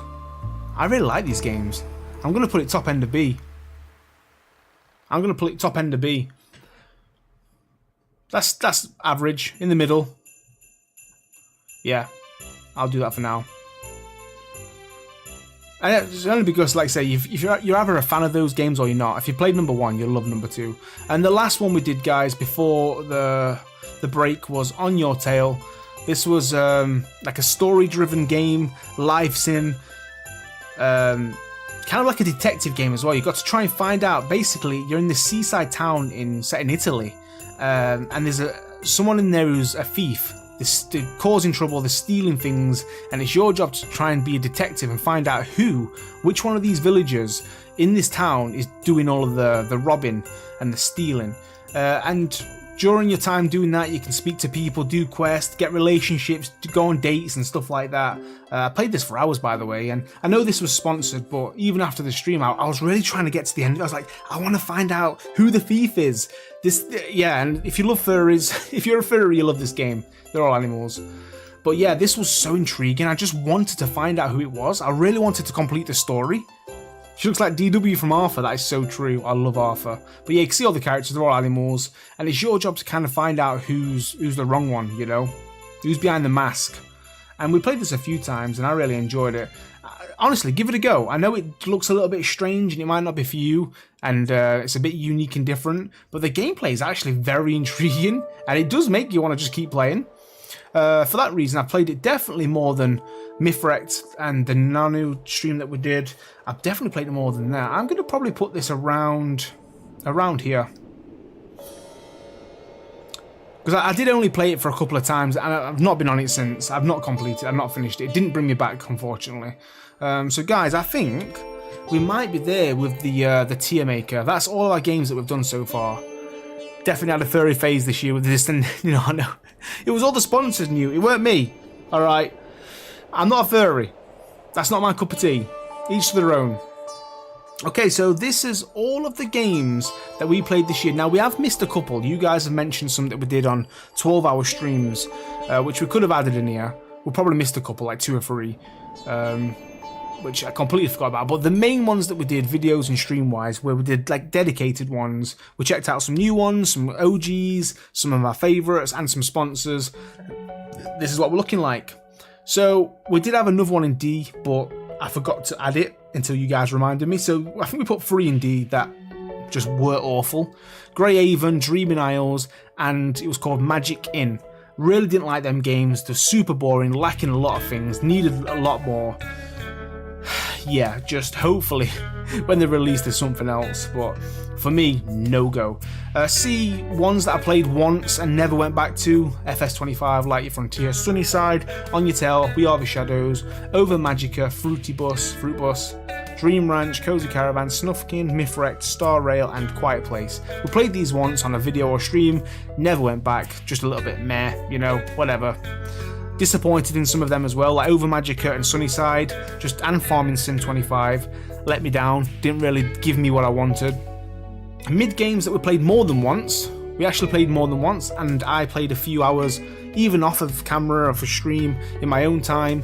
Farm Together 2, Yowling Mythical Journey, Dreamlight Valley from Disney, Moonstone Island, Palia, Echoes of Plum Grove, we've got Tiny Glade, Pathless Woods, SimWorld, Love Ghosty, and Tales of the Shire. Yeah, Tales of the Shire we only played once.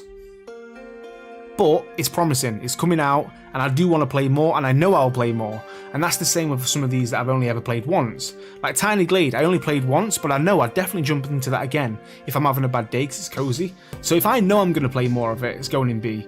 A tier, games that we've played quite a lot of, put a few hours into, and are some fan favourites, and my favourite too. We've got Story of Seasons, Bloomtown, Critter Cove, Little Known Galaxy, Core Keeper, Another Story of Seasons, Pioneer of Olive Town, Coral Island, My Time at Sandrock, Card Shop Sim, Go-Go Town, Roots of Patcha, Loomer Island, and Planet Zoo. Love these games, enjoyed them a lot, definitely will play more, and will be playing more soon. So yeah, that are A tier games, very addicting, very cozy. And any of these games, by the way, in S and A especially, you guys should play if you never have. Highly recommend.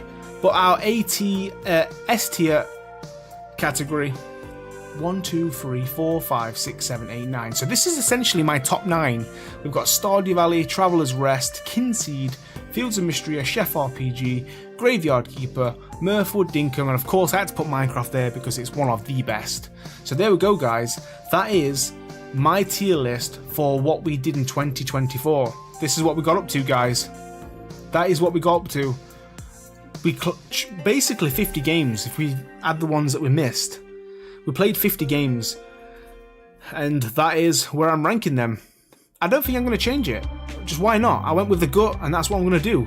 That's kind of on playtime. I played these ones the most, and I played these ones the least. I played these ones once and never will again. So, yeah. I'm happy with that. What do you guys think? Rate my tier list out of 10. Justice for Plum Grove. New, I know you're going to put that higher. Where did I put it? B. It's just my personal preference. I just didn't play it enough. But new, I know I will play it more. And if I put more hours into it, I do think it will climb into A. But it's just, I can't really rank it on the hours I put into it because it's just not a lot. 8 out of 10. So what would you guys change? I know Newt said Plum Grove would go up. Which ones would you change the most drastically? Would any of these down here go into your A tier, S tier, guys? Which ones in A, B, C, or D would go into S? Would you move any up? Are any of these down here missing from your list? What should be in S? Ali's not super into Mirthwood. Yeah, you'd drop that down to B. Yeah, that's understandable.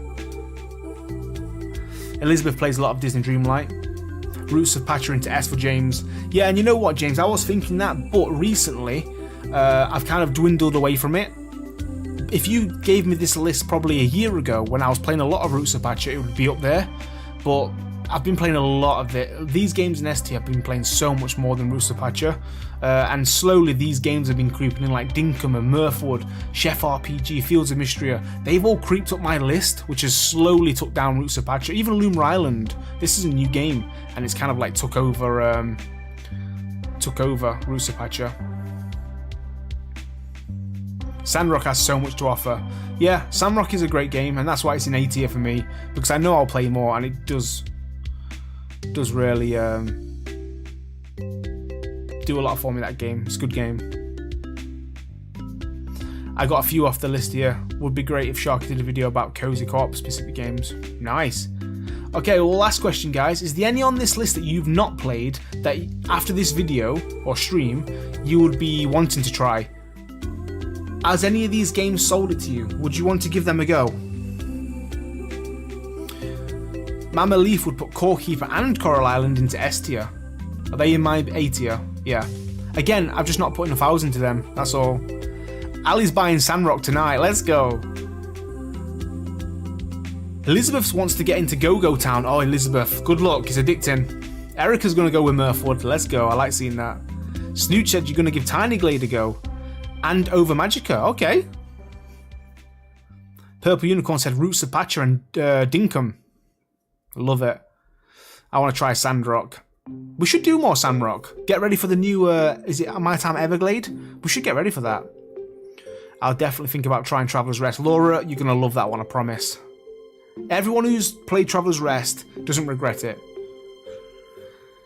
Most of these are on my wish list. I just need a gaming laptop. Oh, let's go, Melly. As soon as you get one, you're going to have a field day, right? Sandrock's the best. Yeah, I think we should give more love to Sandrock. We're going to play that a little bit more. I think Go-Go Town needs to be played more as well. And of course, Echoes of the Plum Grove. There's a few games on this list that I need to play more so I can get them up the list a bit more. Give them more love. For sure. Even Moonstone Island I've not played a lot of. But we'll see. We'll see how we go. So it's a fresh year, guys. And this time next year, we will be doing this again from 2025 of all of the new games that we've got coming out. Oh my goodness. By the way, this is going to be a great year. I've got a video coming out very soon of showing you guys some of the best, most anticipated upcoming games that are coming out this year. So stay tuned for it because we've got some absolute bangers that I think you guys should not miss. Trust me, it's going to be a crazy year. Even better than this one. Look at all these beautiful games. But we've got a better year coming, guys. Thank you all for watching. Really appreciate you all being here in the live stream. Please smash the like button if you enjoyed it. This is my 2024 tier list of what we got up to. And here is to a better year, 2025.